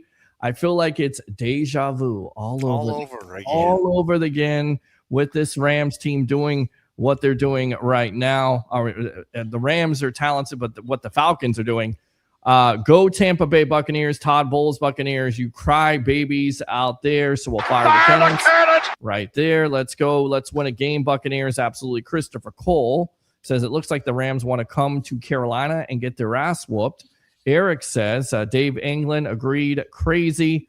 Drew, who shouldn't take care of business? We should not be in this situation anyway. Agree with you on that. King Cook says, what's good, Peter? Go Bucs. Go Bucs.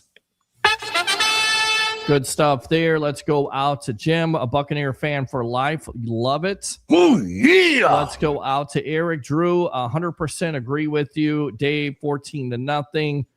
Dave, again, Rams laying down to the Falcons. We'll see. Okay, I got all the sorry Falcons are up, but only 24-17. So maybe I should skip some of these comments. We got a coach Play it better, laugh out loud. Same old. Drew, again, Rams not good. Just look like they're playing scared against this team. Let's go out to KR. KR, evening, Peter, wishing you a blessed new year. Just want the Bucs to be back on top of the mountain again. Happy New Year to all you guys. Be safe. We will not be on New Year's Eve. I want you to spend it with your family. I want you guys to just get ready for Saturday because you know me, I'm the eternal optimist right now. It doesn't seem great, but I'm going to do my best to hopefully bring that passion and bring that excitement to that team on Saturday afternoon. I might still have that extra ticket to the ReliaQuest Bowl, and we got it from Iowa Boosters, so it's going to be really low on the Iowa side. So since the sports web's not happening, keep that in mind too. Well, yeah, and I got to work that day, so I would be out there. But usually we cover the ReliaQuest Bowl, but I got to work in a new job. I'm happy with the new job. Got to make money this year. 4 years of cliche, says Scott. Thanks a lot for tuning in there, Scott, on YouTube. Once again, like and subscribe to the Sports Web there. Realtor David Zuzman, no coach can overcome Jason Light's incompetence. The only way we've ever won anything as Light's tender was because we had the best quarterback of all time, and Brady ran free agency signings. Light stinks. Once again, we go back through this. The team was already pre-made. You traded for JPP. You went out and got Ndamukong Suh. You went out and got Shaq Barrett. You had Levante David there. Jason Light had the talent with Chris Godwin. He built that offensive line. Everybody's saying, yes, Brady coming, Gronk coming, AB, Leonard Fournette, big time components. But once again, Realtor David Zuzman, Brady doesn't choose this team if Jason Light doesn't put together this team. Let's go out to the bodyguard of the Berg, Mr. Ralph Williams, watching. Thank you very much. Michael Catone, thanks a lot for tuning in. We're going to try to get you to be a positive Bucs fan. You've been very negative. I get it. You're telling it like it is. Pack Tampa Bay up, going to lose the division before Saturday's game. We'll see. Typical Bucs thing ever. Drew says our fan base is spoiled. They want this team to win, but won't even show up to cheer this team on. I have Pete, stop there for a second though. Go back to that one if you will, because it's been a 5-year heater, right? I mean, we were already ready, and go back to the other thing, because if Jameis is here if there's no door 2 and Jameis is here in 20 for that second season, he cuts those interceptions down by 7, and we win our division, and we may have won the South still because of how crappy the rest of it is. We may have still won the South for 5 years, but yeah, Brady at quarterback was the reason why that Lombardi's in the case. A great part of that team. But my point is that, we're ready to run off because we're like, we've been at the top. It's been a long heater. And think about a team like the Carolina Panthers. Their fans would give anything for a wild card game and to lose and get out. And I'm not saying that we're going to win it and go to the Super Bowl. All I'm saying is approach it knowing you're going to enjoy it for what it is. You're going to be there on Sunday. You're going to hopefully see them win. We're going to lock it down, but also be in a moment instead of just knowing you can't wait till Monday morning to find out who gets axed. It's going to happen anyway, but don't go into it waiting for that, because if you're just going on the destination, sometimes you lose the parts of the journey you enjoy. So that's all. I'm sorry. Good stuff there. Let me go out to one of our other sponsors here really quick. I want to play this commercial because they do a bang-up job when it comes to haircuts. It's Up the Block Barbershop. We'll be back in just a moment here on the evolution of Sports Talk Television on a Monday night. Up the Block Barbershop. You don't have to go far. It's Up the Block Barbershop, 4946 Moog Road in Holiday, Florida. Whether it's a haircut, a beard trim, a fade, they got you covered. Go see my favorite barber, Ricky, and all the great barbers there at Up the Block Barbershop. Tell them the Rolex reporter, Peter Blake, sent you. Again, it's Up the Block Barbershop, 4946 Moog Road. Let's go out to the phone lines. Broadway, you're on the evolution of Sports Talk Television live here at Raymond James Stadium after your Bucs fall to 6-3. Go. All right, so there you go. Up the Block Barbershop, 4946 Moog Road in Holiday, Florida. Go see my favorite barber, Ricky. You like the beard cut, you like the fade, you like a haircut, that's where you go. You don't have to go far. It's Up the Block Barbershop. There you go. All right, so let's see here. Reddick sucks. Waste of money. Good job, Light. Dave says, how about Bucky arguing with the offensive line? Worth stepping in to calm things down. This team has problems and leadership has lost control. I think that shows leadership. I think, Tristan Wirfs stepping in there. It's frustration right now because Bucky's not the same guy. He's coming off an injury. Furthermore, your offensive line isn't very good right now because you're missing both of your guards. And, of course, you're missing Wirfs at the left tackle. So this running game has struggled. mightily. It's not what you thought. And I think Bucky is, he's frustrated with the season as much as a lot of the Bucs fans are frustrated, right? Yeah, and I watched Tristan come right through the tunnel after the game, and he's still limping. He was limping, and he was showing it. And I mean, he was limping. He was limping to the point, and I'm not sure if you guys got a chance to see it on TV, but he was limping to the point where I was like, I probably would have left my All-Pro left tackle, who was then my All-Pro right tackle, would have let that cat just stay in Tampa. And if the fact that he was there also goes to me as far as losing the locker room. It's one of those deals where I'm not saying Tristan Wirfs is that kind of pro because he's never went through adversity as a Buccaneer. It's been pretty good since he got here. But the fact that he's still there coaching up on the sidelines and this team has the veterans that are still there, it lets me know that, like we've already said, Bowles hasn't lost his locker room. But these injuries, they've decimated any chance this locker room had for some serious cohesion this year. It just feels that way. It does feel that way. And listen, it's all about the offensive line. I always talk about it. You can, again, have all these wide receivers, have running backs, have a quarterback. But if you don't have an offensive line that's consistent, that's there the whole year, you have all this reshufflings, it's not going to work out. And then furthermore, you got to have a consistent defensive line. And both of those things right now are missing off of this team. Ray, how are you doing out there? Do you need to leave? Because I know you've been out there for a little bit. Do you want to give me some final thoughts, and then I'll end it off with your final thoughts? Or are you cool to stay for a little bit? Go full shot. I'm not sure if you can see it. Can you actually see in back of me? That's Tropicana Field. Can you see it? Yes, I can see. Yes, a little bit of it. Oh, yeah. okay. Well, I mean, it was dark, but I had to step out here because I had a soundboard. But no, I'm good to stay. If you want to read some more comments, I mean, if you want to ditch me, I'm fine. But I'm going to be here for another hour. I might even walk down to I like to walk down to the marina, and I took a couple of days off from work so I could kind of get in touch with myself. And maybe I go down to the waterfront tonight. Maybe I just touch myself. Well, nobody cares about you touching yourself. I'm cleaning off the suck right there. Exactly. That's what I think right here. That's what I think. Yeah. All right, so we're gonna keep you up to date on this situation right now. Fourth quarter, 9:57. I'm not able to watch the game, but I'm watching it here online. I guess the Rams have the ball. They're down 24-17. So again, you want the Rams to tie this game, want them to win this game. So Atlanta has nothing to say about what happens on Saturday afternoon at 4:30. All right, let's go out to Pat Williams. Panthers game's not going to matter. Mike DeRoche's there. Oh, Canada. Todd Bowles, a dead man walking. Nissan Taylor, thank you very much for coming out to Tampa Joe's a couple weeks ago. Appreciate the support. Reddick could have been a good get. Agree with you on that. And if he's a 5 to 8, let alone a Shaq Barrett who's 19 and a half, right? But if he's a 5 to an 8 and a solid player on his defensive line, that take away the broken clavicle in Detroit for Mike Evans, who that's when the entire season really went into the bowl. But that the fact that Hassan Reddick, if he could be that guy on the pressure, then it covers a lot of the warts with the young linebackers and the secondary. That's kind of, but the fact that he was a loss is probably Jason Light's biggest mistake of the season. Let's call that what that was. And listen, when you're thinking about it, 59, sacks coming into it, he's been able to do it in his career. He had a bad game or had a bad season with the Jets. You're thinking, you know what? It's an anomaly at this point. It's a mirage. But he has been what he was last year with the Jets. It has not been good. Injuries, lack of players in skill position, pass rush, yes, but all aspects of this team have been bad, gotten worse. Defense, offense, special teams, game plan, all been terrible. Coaching, don't care about all the excuses. We can't stop rookie quarterbacks, second team quarterbacks, bad offenses, no excuses. Team has no direction. It is coaching. Nick, tell me how you really feel. Alex Dunster, season is over, guys. Dave, question for Big Game James. Do you think the OC knows what he's doing and how to use all the pieces on offense? And to get a chance to see that, Dave, we'll have to ask that question again some other time. I'll give you a scenario.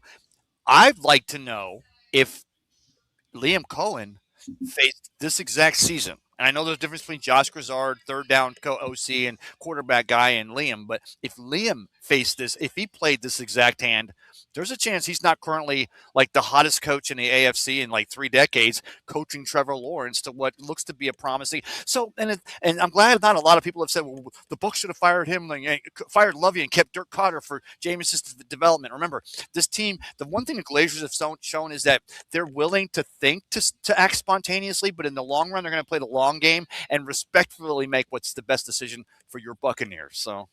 All right. Update right now as I'm watching it online. It looks like, again, the Rams have the ball. And they have it right now at 4th and 2 at the Atlanta 27, 9:13 left. Matt Stafford intercepted. So there you go. That's not necessarily good, but Atlanta committed a 15-yard penalty. But it looks like once again the Rams turned over the ball. That's a script. And That's you just read. And who shot Jr.? He falls down. And is it Bobby? Is it Sue Ellen? Is it what? I mean, you literally just read a script to me because it was 4th down. It was 2. They went 15 personal foul. I'm like, the NFL just keeps running them up, and somewhere Stone Cold Steve Austin's going, man, why didn't I think of that? All right, let's see here. Let's go out to Realtor David Zuzman. I'd only be upset at Bulls if our personnel kept improving as our level of play kept failing or falling, but clearly Lights roster holes, bad drafts, and inaction in free agency finally became unbearable. Let's see here. 14-0 Falcons. Bulls did the same with the Jets. Drew, we need to play more aggressive. Dave, nope, offensive PI. Bucs need a younger staff. Keep pounding. Thank you very much. Appreciate you.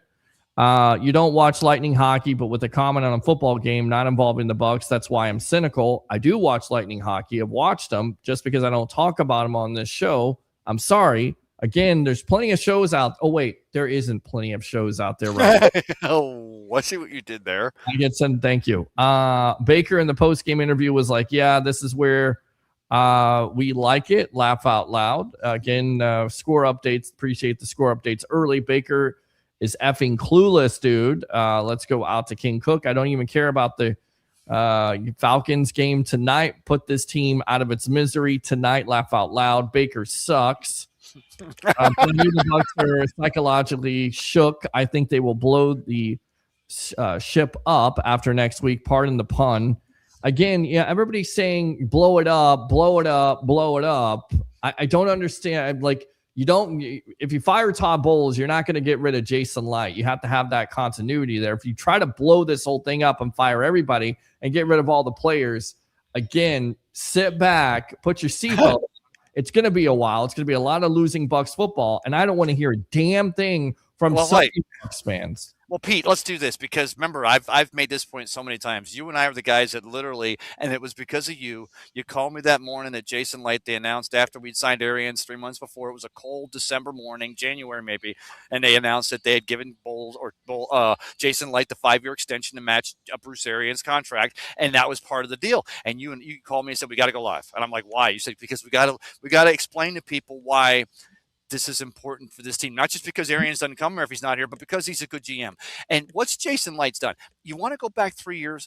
We were supposed to have that huge for having 2 years of cap space in 1 year. We were supposed to do the Tom Brady hangover year, but we looked into Baker, so he figured out a way to keep Levante. He signed Mike to an extension because he realized you keep those dogs in the locker room to have a shot. And we've been there. We've been like right there for 3 years. Now it's starting to chinks in the armor are starting to show, but I'm not going to blame Jason Light for trying because I'm smart enough as a football fan and an analyst of the game to realize that's what he did, and it didn't work out. But we take it game by game. And I hope you see it that way too. I think that's the way we I think you take it game by game, and that's the way the league is at the end of the day. I mean, Matt Stafford's not playing well tonight. Does that mean you bench him? Does that mean he's a terrible quarterback? No, it means it's a bad game. It's a good game plan by the Atlanta Falcons. And the Rams, if they're a good enough team or a great team, they'll make the necessary adjustments. But every team has one. And then you're looking into Baker. They evaluated him. They took a chance on him. He led Cleveland to their first playoff win in a long time. He was hurt. I don't think they lucked into him. They knew what he could bring and how he would fit into this organization. So if Stafford's not in LA, there's no way. If Stafford's not there under contract, especially the way that him and McVay did the whole Brett Martinez in Cancun, I mean, there's no way. Baker Mayfield's a Ram right now, and the Bucs are. We got Kyle Trask. We're 1-14, and we're looking at draft number 1 overall. But it's coulda, shoulda, woulda. Yep. Sharif White says season is over. Carl says Falcons are rolling. I'm out. This season is a bust. That's why I said my confidence is a 2 out of 10. I called it, did I not? King Cook, it's because there's no discipline going on in Bulls, letting his guys get away with everything. Laugh out loud. I hope that the Falcons, us tonight, no more waiting. Laugh out loud. Go Bucs. Go Bucs. Fire the cannon! According to multiple reports around the league, Todd Bowles' job is not at risk. We'll see. Atlanta has nothing to play for but the worst draft pick, and they're still playing harder for their coach than the Bucs are. That's what makes me believe that Todd has lost the locker room. Pat says, even if we win, we have to wait on the sorry-ass Saints to help us out. Laugh out loud. As everyone else mentioned, Falcons and Raheem will make that game unimportant. Let's go out to Scott. The second half of the season reminds me of 1986. Damn. I'm in the documentary that you are. Brains in other sports news, NASCAR, Denny Hamlin's father died in a house fire, mother injured. Thank you for the sports update. Stafford being the Lions quarterback again. Russ says next season will be the same crap. I predict about 7 wins. All right, Russ. Well, your prediction this year was not right because they have 7 wins, but okay. Next year will be the same as this year. You guys don't understand math. 7 wins to 6 wins, different. Talking real Bucs history tonight, absolutely. Russ says, I went to Gabe's when Ray Perkins was head coach every year, 2-14 or 3-13. Now that was some bad Bucs football. Bulls here next year. Let's get used to it. Rust says, get Crosby, defensive end from Vegas. We'll see. No, Peter. If Todd Bowles says, or if Jason Light says, look, we're going to put the season to bed. Whatever happens, we'll figure it out. But if they said we're getting Cosby next year, but you can't announce that. But if you knew you're going to get Cosby and still run this defense and have a chance to get a linebacker, maybe draft someone, and also address that O-line, I think I'd want Todd Bowles if I got Cosby, if I've got that impact maker at defensive or outside linebacker end, or maybe it is a defensive end because we got a new coach and it's a 4-3 we're running, not a 3-4.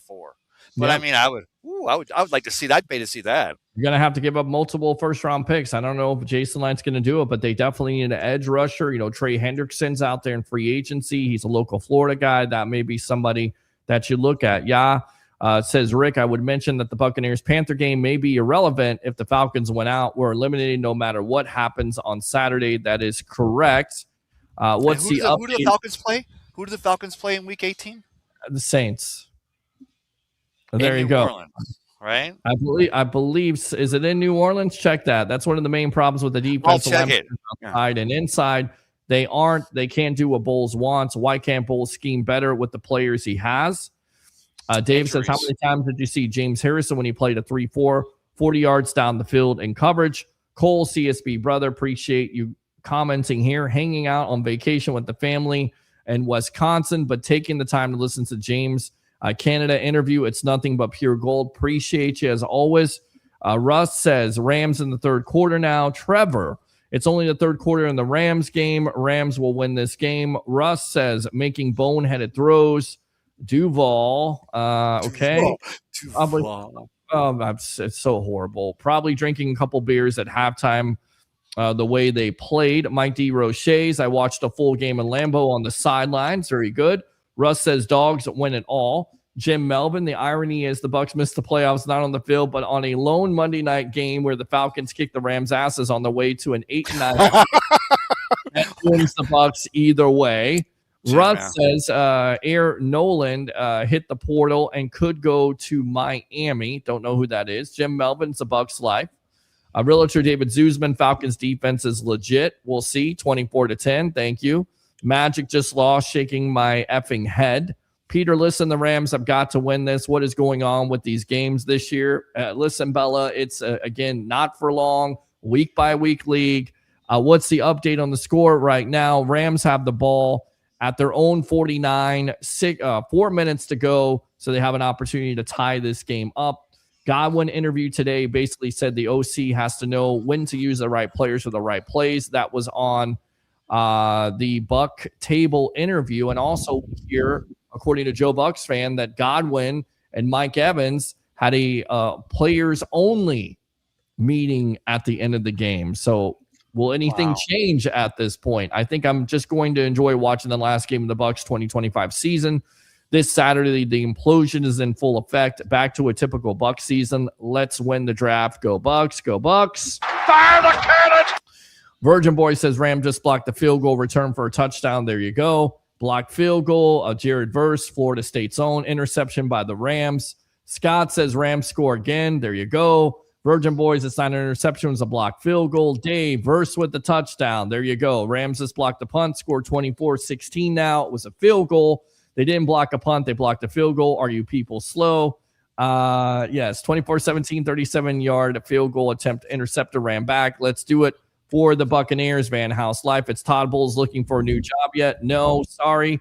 Is Stafford and all his starters playing? Looks like they are. You don't intercept a field goal. You block a field goal. Bella says Todd already knows he's going. I believe he sure is acting like it's even. When he's answering reporters, it just seems even more dead than usual. Van House Life. Unfortunately, I don't see the Bucs winning next week. There's just no energy. Carolina wants it more than we do. Van House Life. Yeah, Todd knows he's cooked this year, and the players don't really look like they're interested in helping him fight for his job. As we're getting ready to wrap this up, can we get the Greek as a head coach next season? No.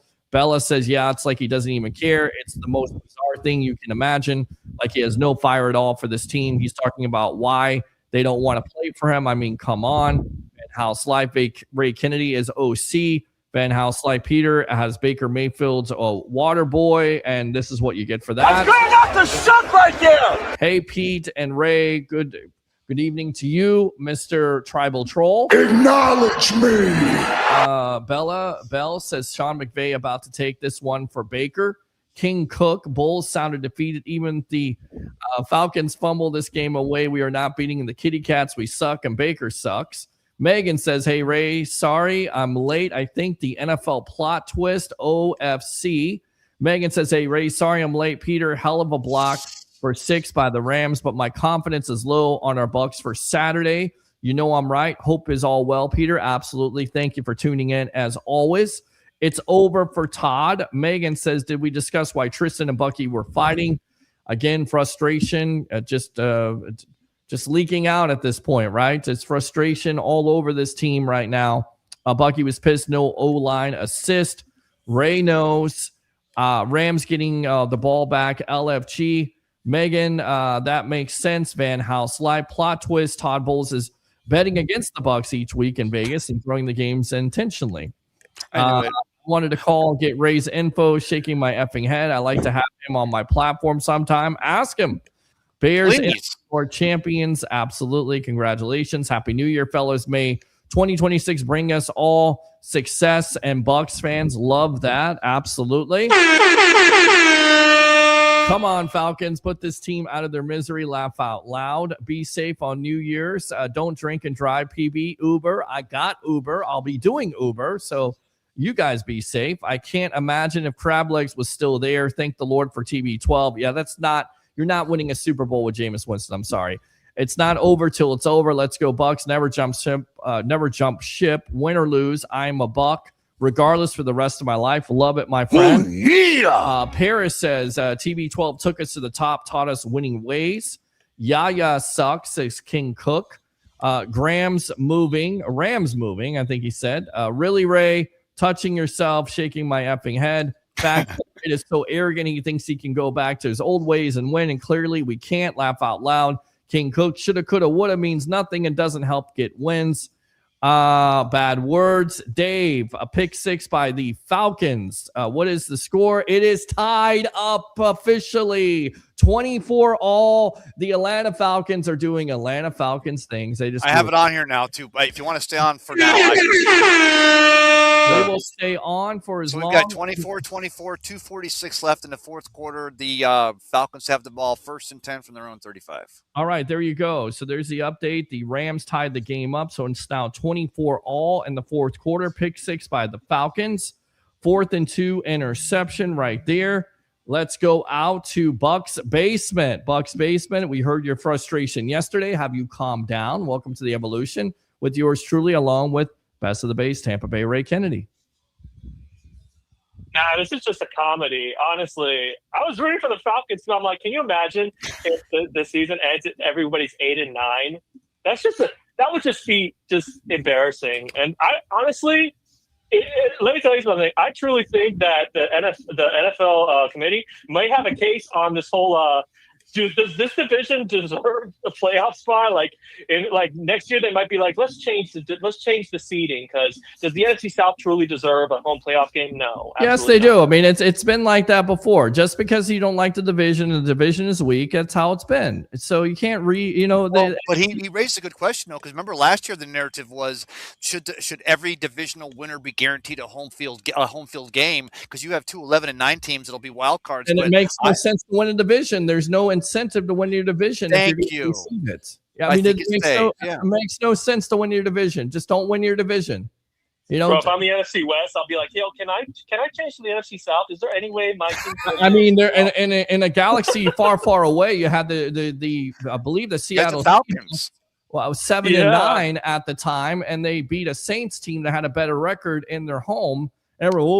The Seattle Seahawks, they got no chance to win that game, and they won the game having a 7-9 record. So again, it's about getting in, and you never know what's going to happen. Oh, come on, man! It is. Come on, bro. You've seen it. Come on now. We're 1-7 since the bye. I get it. Team has given up on the coast. I get it, Bucs basement, but truly for the new year, can you just do me a favor? Can you give me just a positive thought? If Bowles is fired, then I'll be positive. Then that is the franchise going Listen, forward. if Todd Bowles is fired, do you change your screen name from Bucs basement to Bucs number apparently 1? it's already changed. It's already changed. I didn't ask for it, but King Sorrelful, that's me on there, and I'm like, why the hell is that me? But who is it? I don't know. YouTube has this thing, King Sorrelful, on the thing. That's you. That's wow. You. Okay. Yeah. All right. For some reason, it changed. I didn't ask for them to change it. Well, so I'm trying to tell you something. Thing. They don't like the Bucs basement. No, Bucs are not going to be in the basement. We are. Whoa. We're what?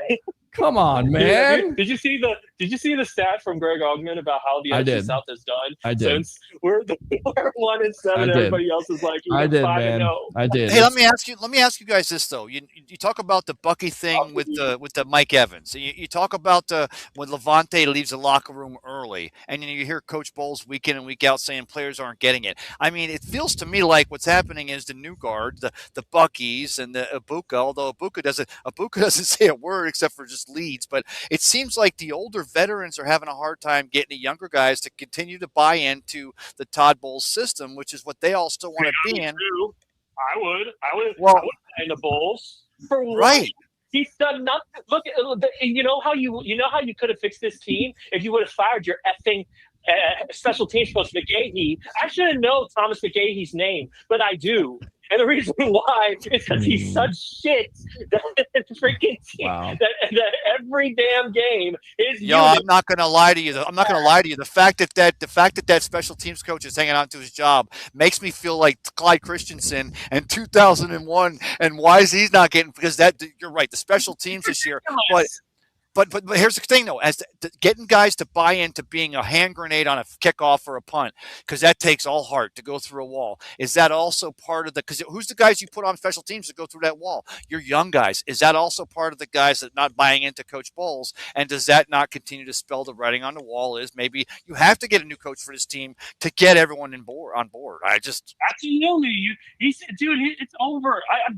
It's the same voice, his drony ass voice that says, "Oh, we got to coach it better, we got to play it better." Shit, if I'm a team member, I'm trying to guys out too. I'm telling you. And the worst part is, if they keep him, this team will be worse next year. Because every person on that team will know, oh, this dude's on the hot seat going into week 1, so I don't got to listen to him at all. This team will be worse. This team would be worse next year if the players aren't buying into it. Because I still would say, still not knowing if you bring in a Urban Meyer because he's an offensive-minded coach, but he's chasing skirts in week 5 because Trevor's not coming through. I'm just saying, you dance with the one who you know. But I'm saying is that if the players aren't buying into Bowles, you're right. They're worse next year if they don't change coaches. But really, the only person in the entire world, let alone Tampa Bay, who's been in a better position to make that call would be Mr. Jason Light. So, I mean, we always say in Light we trust, right? Do we not all agree at least whenever Jason Light's calling? And the Glazers are going to make this decision. Bucs basement, appreciate the call. Happy New Year, my friend, okay? Happy New Year, man. All right, New Year's resolution, please be more positive. Some of you Bucs fans are killing me here. All right, nope, not a pick six, step out of bounds. Mike D. Roche's If Falcons win, the Bucs game on Saturday means nothing. That's not Falcons 1st and 10. There's Yes. 36 seconds left. They're still on their side, but they're pushing midfield. So they're like All right. 2 passes away from a wait there. And I like how they said tonight the Falcons are on their 3rd kicker and the Rams are on their 2nd kicker, because we Matt Gay was the Rams kicker like a minute ago, and then we ran Coup out of town week 1 of this season. So it's funny that this is going to come down And possibly they're at the LA 35 right now, so it looks like they're in field goal range. We'll keep you up to date on it. Brightside Broadway, give me something brightside here, my friend. Welcome to the Evolution. Merry Christmas and Happy New Year. Yes, sir. There you go. Merry Christmas to you and Happy New Year to you. Let me give you a positive. Okay. It could be 1970. It could be what? It could be 1970 all over again. Well, it could be 1976 and 77. Yes. So you go 0-26. I agree with you on that. But again, this team has lots of talent, so they should be playing a lot better than what they are. I agree with a lot of Bucs fans on that. Yes. Yeah. All right. I agree. We could be playing better. Agree. We've got to, I've said before, we've got to make some changes. But I'm going to say this one final time in 2025. Mm-hmm. We don't need to completely fire everybody. Okay. It'll be 5 to 10 years to rebuild. Well, yeah, it'll be a while for you to rebuild. You're absolutely correct about that. That's what people are not considering. I get it. Everyone wants to blow it up and fire everybody and get rid of everybody and start from scratch. But what they don't understand is that can be a lengthy process. I say retool. Maybe if you want to change coaches, you change coaches. You keep the general manager in effect, and you go from there. But I'm not ready to clean house and fire everybody because you're going to have a rebuild. It's going to take 3 or 4 years. It's not going to turn around. And let's not forget, Jason Light. Appreciate it, man. Oh, Scott, good. Hey, Scott, Happy New Year. I'll talk to you soon, brother. But, Pete, let's not forget, Jason Light, the hand he was served was Bruce Arians said, I'm stepping aside, and I just got you a Lombardi. And the defensive coordinator who ran a defense that got you a Lombardi. And Jason Light still built a team over the last 3 seasons that has still been right there. So, yeah, we don't rebuild, reload, but look for Jason Light to go get a coach who's going to give him everything they're looking for. But also, he's not going to, trust me, Bill Parcells is not on a runway waiting for a call to turn down Culverhouse for the 4th time. I don't think you want I don't want a Nick Saban, or I don't want a Bill Belichick. I don't want a guy that's going to come in here and just blow everything up because he wants to show the world he can do it all. I still like what Jason Light's doing. Let's just find maybe the next leader to lead this team. All right, what's the update on the game right now? Because it looks like the Falcons are ready to go for a field goal here. It's 25 seconds. They got Stafford warming up again. I guess he's figuring with 25 seconds. But, I mean, it's still. How many timeouts do the Rams have at this point? The Rams actually, the Falcons have 3. The Rams have used all 3. So this is it. It's actually, it's 4th and 8 right now. So here you go. The Falcons are going to go for a field goal right now. All right. So coming in right now is your, who's this guy? I forget his name, but they said he's the 3rd kicker they've had this year. Of course, after the Bucs get again, the Bucs don't even win week 1. If how far is the field goal at this point? It's a 42-yarder. He's on a 35, so I'm going 42. Of course, it's indoors there in Atlanta. Too bad it's not in LA because it'd still be more Falcons fans, but at least there's always that funny thing. And yeah, here goes. Well, here goes. There goes. Snap is down. No ice. Looks like the Bucs may not even be relevant come Saturday night, but that just means they've won. Well, there's 21 seconds left, and the Falcons are up 27-24. So we'll see. All right, there you go. We said live till the end. Pete, do your comments. And I love my Bucs, but I hate that they are making me watch other teams for games outcomes when they should have had this division locked up. Roger Shue uses win tag team Usos win the tag team championships. This is the problem with the fans here. No one gives scoring updates on the Lightning yesterday. We weren't live yesterday. We were live yesterday doing a post game show. You know what? I'm just you can't please this guy. You guys have the best podcast. Thank you very much, Bella. Appreciate you as always. Light has only hired one head coach, Legions, right there, Mr. Andrew Davis.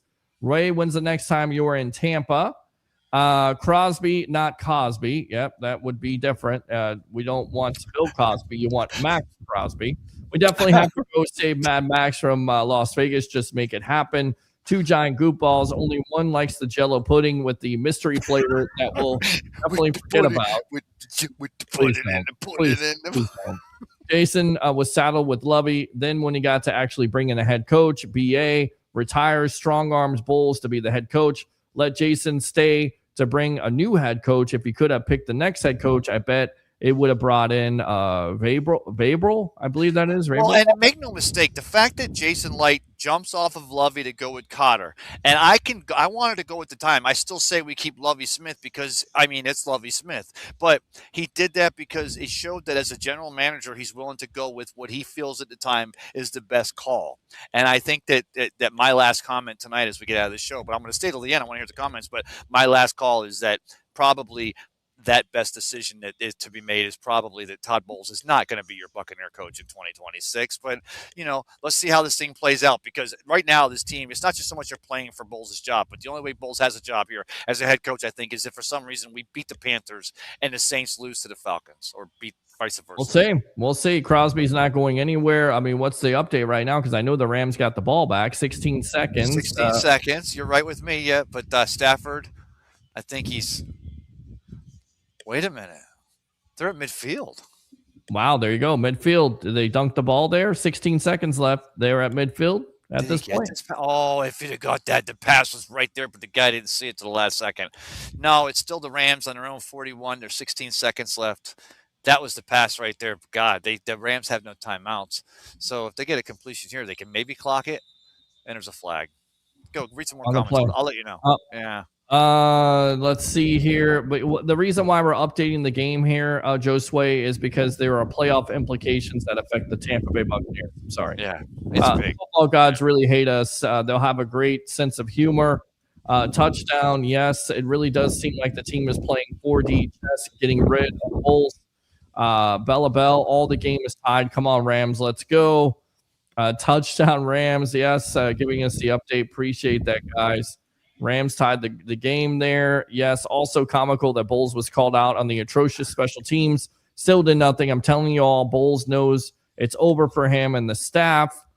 Did you guys see Warren Sapp basically say Larry Foote is teaching nothing to these edge rushers? Yikes.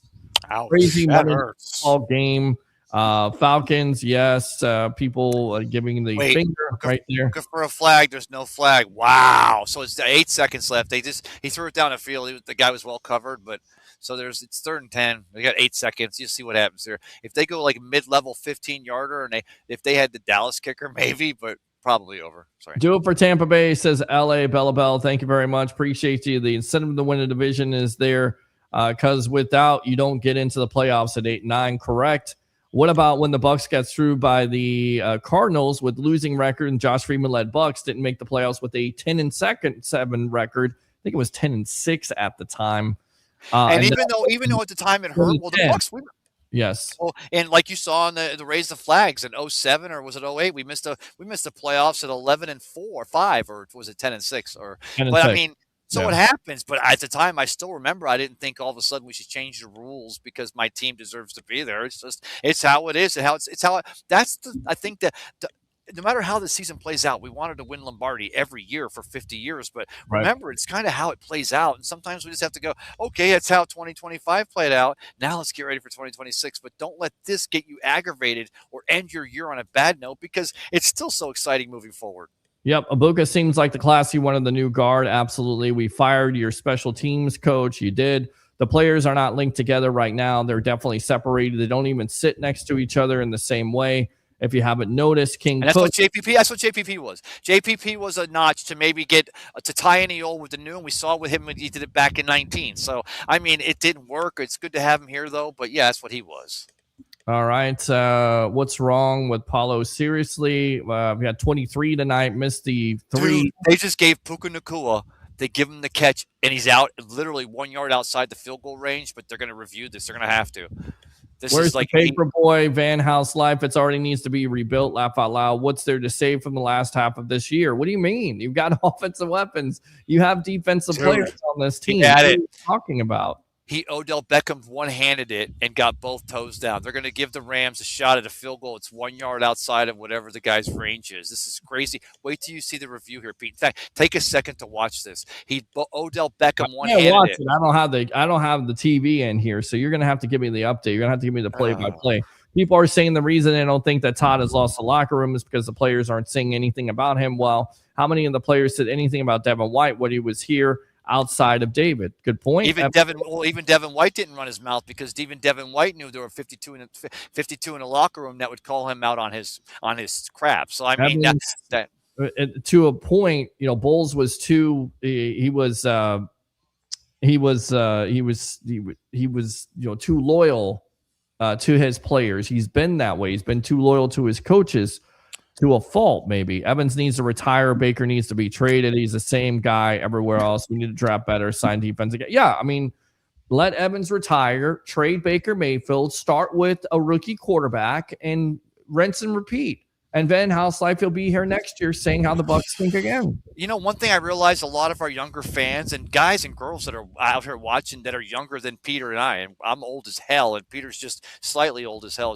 Don't forget, we had to go through the fact that I was body surfing at Typhoon Lagoon with Warren Sapp the week we traded him to the Raiders. Him and his daughter, his last hurrah here before he went out there was to take her to Orlando. Coincidentally, I was there with my wife and daughter. I body surfed with him. We also had to pretty much tell Derek Brooks, hey, you're the best of all time, but we're not going to want you this year. And DB had to come to a decision. Do I go somewhere else? And there were 20 teams that would take him just based on name. And he went, I'm going to retire. And it wasn't. So you got to realize we've been through this before. So trust me, it's going to be hard to get through this if we don't make these playoffs, but we've been through this before. Stick with us, and Peter and I will help you get through this movie. We'll help you get through it. What's the update on it right now? Are they going for the field goal?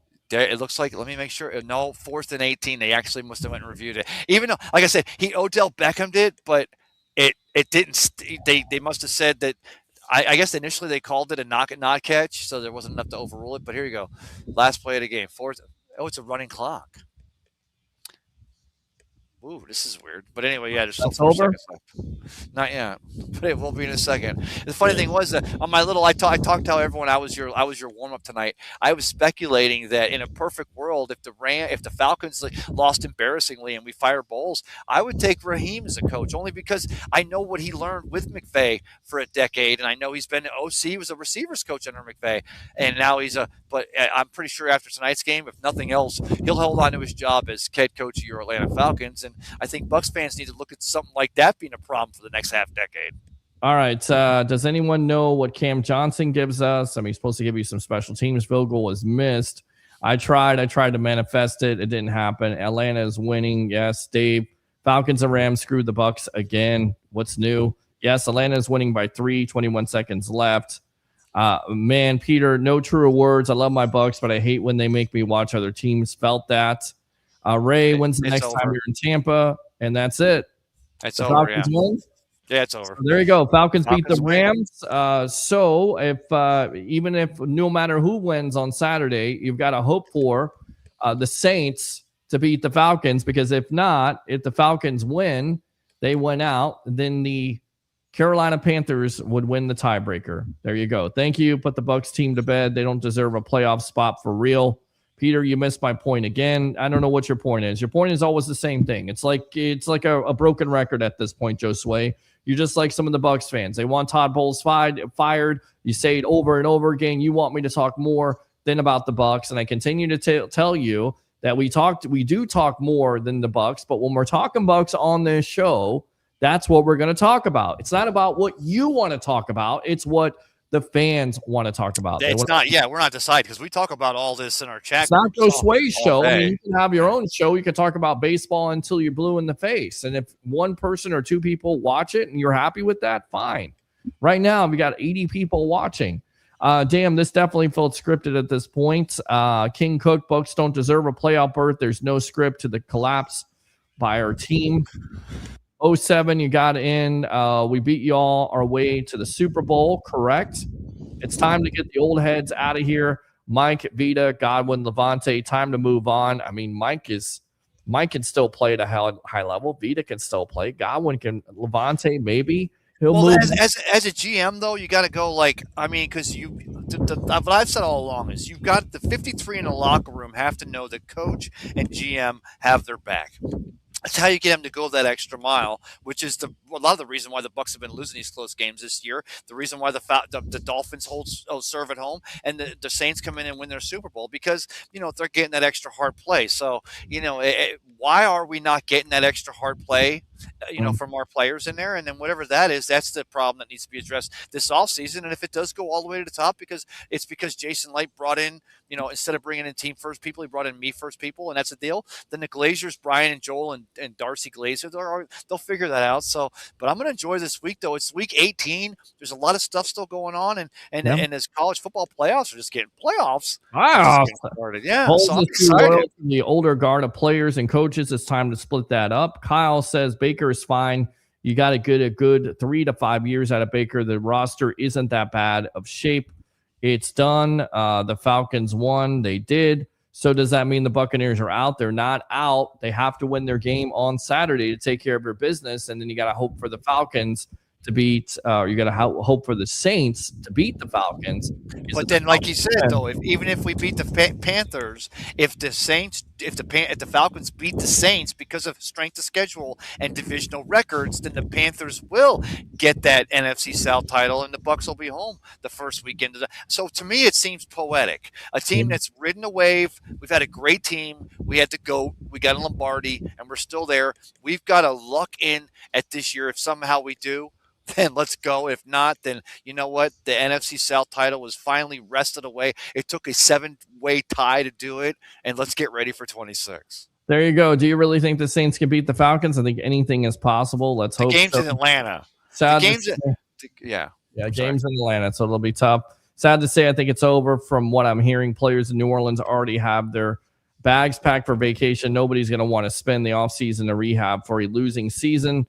Melvin says, well, this is going to be ugly. And King Cook, we are not beating the Kitty Cats. Y'all seeing the same team I'm seeing since that bye. Laugh out loud. Stop.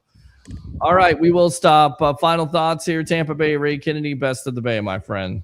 I'll keep it simple. I mean, do the players in New Orleans, do they like Kellen Moore as a head coach? And, they've packed it in. I think half the Buccaneers have had the golf clubs in the trunk, and I don't blame them. It's hard to stay on top every year. Your seasons are longer. Your off seasons are shorter. And, sometimes the writing's on the wall. I still want to see this Bucs team do good this weekend, but I'm also preparing for the fact that if that doesn't occur, there are a lot of changes that have to be made.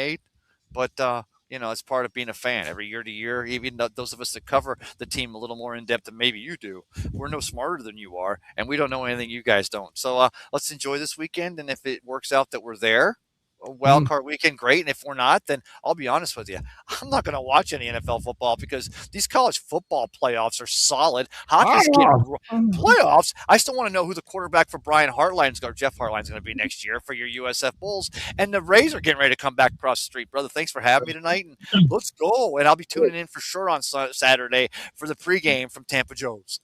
Well, not from Tampa Joe's, from the tailgate, because they're home. So we'll be live from the Bucs tailgate, and then we'll be live at the end of the game. Let's go out to this guy right here.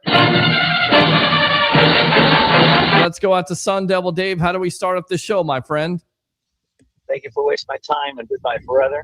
Yes, that's it. There you go. And the Falcons wasting our time. One last thing, or a new thing. If you don't know, now you know. Chicago. That's a new little non-triple playoff game. Well, there you go.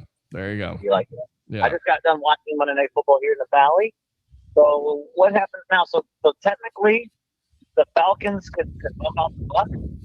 Is this the way it works? Yes, that's true. I mean, what you needed at this point is you needed the Falcons to win the game, or you needed the Falcons to lose the game tonight, because if they win out, even if the Bucs do beat the Panthers would win the NFC South. There you go. But wait, hey, don't forget the sweetest part here. That means that the Falcons would leapfrog us. The Bucs would finish with a third-place schedule for 2026, and we'd also jump ahead of them for their draft position. So even though I still want to be there, it's like if that's the way it happens, that helps the team too. Right. Yeah. I agree. And now another thing I like to add, and I put this in a comment last week, but if we fire Bowles, means that Campbell needs to be fired. Harbaugh needs to be fired. Well, the Packers, Leffler needs to be fired for the Packers if they don't go anywhere. Can I? They're supposed to go to Super Bowl. Sure, go for it, Ray. Go Let's ahead. go over Andy Reid too. What about Andy Reid? He needs to be fired too. Sun Devil Dave, let me back you up on this because I have a friend. I'm gonna name him Brandon Sherman. He's a great guy. He's his wife and him. Between him and his wife, they've been in or at Detroit when they beat us in the playoffs, and then when we beat them 2 years before that. And even he said today, we were talking, and I had to ask him twice when he said this because I'm like, "Are you off-putting or are you serious?" He said that if you fired Bowles, they would trade Dan Campbell for Todd Bowles straight up. And I'm like, it's not just because Campbell's a tight end coach and he's a rah-rah guy, but he realizes the Lions, after missing the playoffs this year with an improving Bears team and the Packers and whatever, it's a shame because it's not because of bad coaching with, Alex, losing their OC and DC, but there's someone who roots for the Lions through and through. They're not ready to give up on Dan Campbell, but they're like, there's a chance that we would take a Todd Bowles before Dan Campbell. So before we throw out the bathwater, let's make sure we get a hold of that baby, and we want to make sure we keep them both, or do we want to get rid of one or the other?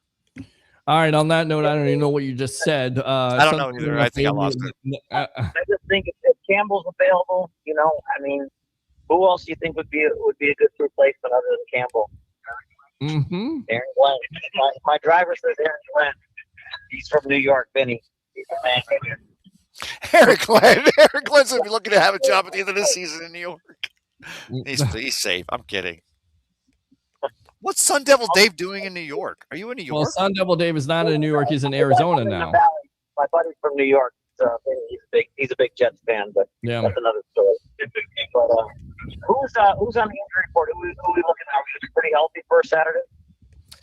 Well, we'll see if Kalijah Cansey plays. We'll see if Tristan Wirfs plays. I don't count on Wirfs, Pete. Tristan was limping yesterday. I mean, I know that kid wants to get out there, but man, I'm hoping for if it's his health that's at stake here. I mean, what are we gonna do if he gets to us in the first quarter and hurts himself worse? We're not gonna have him for the playoffs anyway. And if we get to the next level, we're gonna need that guy. This team cannot stay healthy this year. It's just ridiculous. It's been tough. What was McMillan's main injury again? Was it a spleen? What was his injury before the season? Who? Or Tristan Wirfs? McMillan. Oh, McMillan was a neck injury after. Yeah, well, he went down on his neck. He bounced off his head, and I mean, So, I know that there was some flack about that. Do you think he didn't do that tackle because he was worried about re-injuring his neck, or no? Mm-hmm.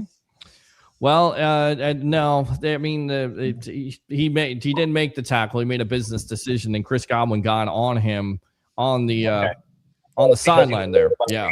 So. But hey, look, we're going to take care of business Saturday.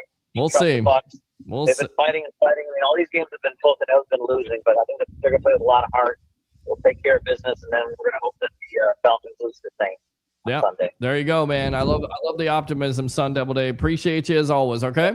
All right. Okay. If you don't know now, you know. Go Chicago. Oh, hey, and also, how do we end off the show here, man? Come on, Sun Devil. Forever, man. There you go. Good stuff there. Sun Devil Dave. We'll read the rest of these comments, and then we will get out of here. Oh, Peter. Well, at least the Falcons Saints game is at 1:00, right? It's at Atlanta, 1:00. So, I mean, there'll be a time between. I think that here's what will happen on Sunday or Saturday night. Oh, it's not Sunday. Oh, it's not till Sunday. That sucks. It's gonna suck. Mm-hmm. Okay, let's see. The whole 53 has to be ready, willing. The coaches have to do their job. This isn't the drive-through at McDonald's. Everyone should want to do their part. Good stuff, Megan. Bella, is the NFL like some of the guru that you can read the future? How would they know how to put the Bucs game on Saturday so that even if the Bucs win, we have to go through stress until Sunday? The script. No idea. It's a good point. I feel like Atlanta beating the Rams means the Bucs will definitely win on Saturday. Laugh out loud. And of course, they will still lose out, just as you said. Todd Bowles has now officially lost more games than he's won as a Bucs head coach. His record is 35 and 36. He's losing record in 4 years and needs to go.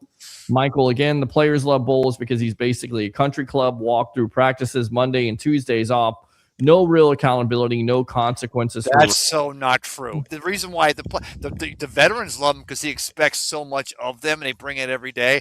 That's not true at all. I mean, there's a lot of stuff that goes into the genesis of a football team, but there's no way that Coach Todd, in fact, behind closed doors at the practices that the public doesn't see, he's fire and brimstone. But I mean, if we want to play that narrative, okay, we're firing him because he's a cupcake and we want a tough as nails guy. Bring in Greg Schiano. Let's see how that plays out. Go ahead. Oh yeah, absolutely. Well, Bucs fans forget about that. They think again it was just all Tom Brady all the time. So again, we'll see how it works out. We'll see how it plays out. Agree. Let's go out to King Cook. The team is not winning on Saturday. They can't run from this collapse, and the playoffs won't save them. Laugh out loud. King Cook, the fact we're still blaming injuries shows that this team ain't good. Only Malk and Cansey are out. Still got excuses for this team. I love the loyalty, though. Go Bucs. I mean, yeah, we're going to be loyal. Fire the cannon! But, I mean, you're missing Brederson. You're missing Malk. That's two of your starting guards. That's going to hurt your offensive line. You're missing Wirfs, and yes, you're missing Kalijah Cansey. And I'm turning on every game every week, and I'm like, wait, Feeney? Who's this guy I know? Oh, he's been in the league for 9 years. He was on our practice squad. Okay, and you're going up against all-pro defensive linemen and other teams who are geared toward trying to beat you. I mean, guys, at the end of the day, plus forget Cody Malk. Oh, Cody Malk was an undrafted or shouldn't have been drafted, seventh. Cody Malk made this team because of his toughness and his heart on that O-line. So don't Ryan Jensen at center in 2021. Don't even try to or 22. Don't dismiss what one guy can mean. And they still held it together. Fire Todd Bowles, bring in someone else and have this happen year one. You're probably looking for another coach in year two. Climatic says, wow. Climatic again. We lost control of the South. Yes, he did. Praying for a miracle now. And Bella Bella says, listen, gentlemen, every good show has a cliffhanger. We'll see how it works out. I appreciate you tuning in as always. All right, Tampa Bay, Ray Kennedy. Appreciate the time as always. We'll see you soon. Happy New Year, buddy. Be safe. And we'll see you in the new year on Saturday live from What the Buck Tailgate. All right. Also, you've been invited. January 1, we're going to have that watch party, 4 o'clock. It's the Indiana, Alabama. We're going to have a huge watch party out here. Come on, brother. You got to see a man making his dollar. But, yeah, we're going to have a huge watch party out here. So you're here. We're going to have all over the place. So join us for that, too. And thanks for having me tonight. All right, man. Tampa Bay, Ray Kennedy, best of the Bay. Mr.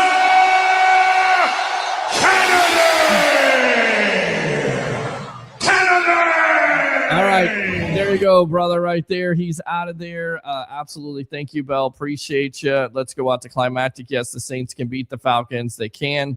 So we'll see what happens at the end of the day. Thanks a lot to all the guests of the night. Mr. Harry, the Greek professional handicapper extraordinaire. Big game, James Cannida, former Bucs, Colts defensive lineman, Bob Alvarez. Former sports broadcaster, and of course, best of the Bay, Tampa Bay, Ray Kennedy. Like and subscribe to the Sports Web on YouTube. Friend me on Facebook at Peter H. Blake. Remember, if you like the content, give to the content. Facebook stars are open, YouTube super chats, and we'll keep it down because the roommates are sleeping. Bring your passion, bring your excitement. Just don't bring any nonsense. I'm your host, Peter Blake, your Rolex reporter. What time is it? It's my time. And for fans of the Sports Web and the Tampa Bay sports fan, it's your time. We'll see you next time on the evolution of Sports Talk Television. And as we always say on this show to end it off, go Bucs.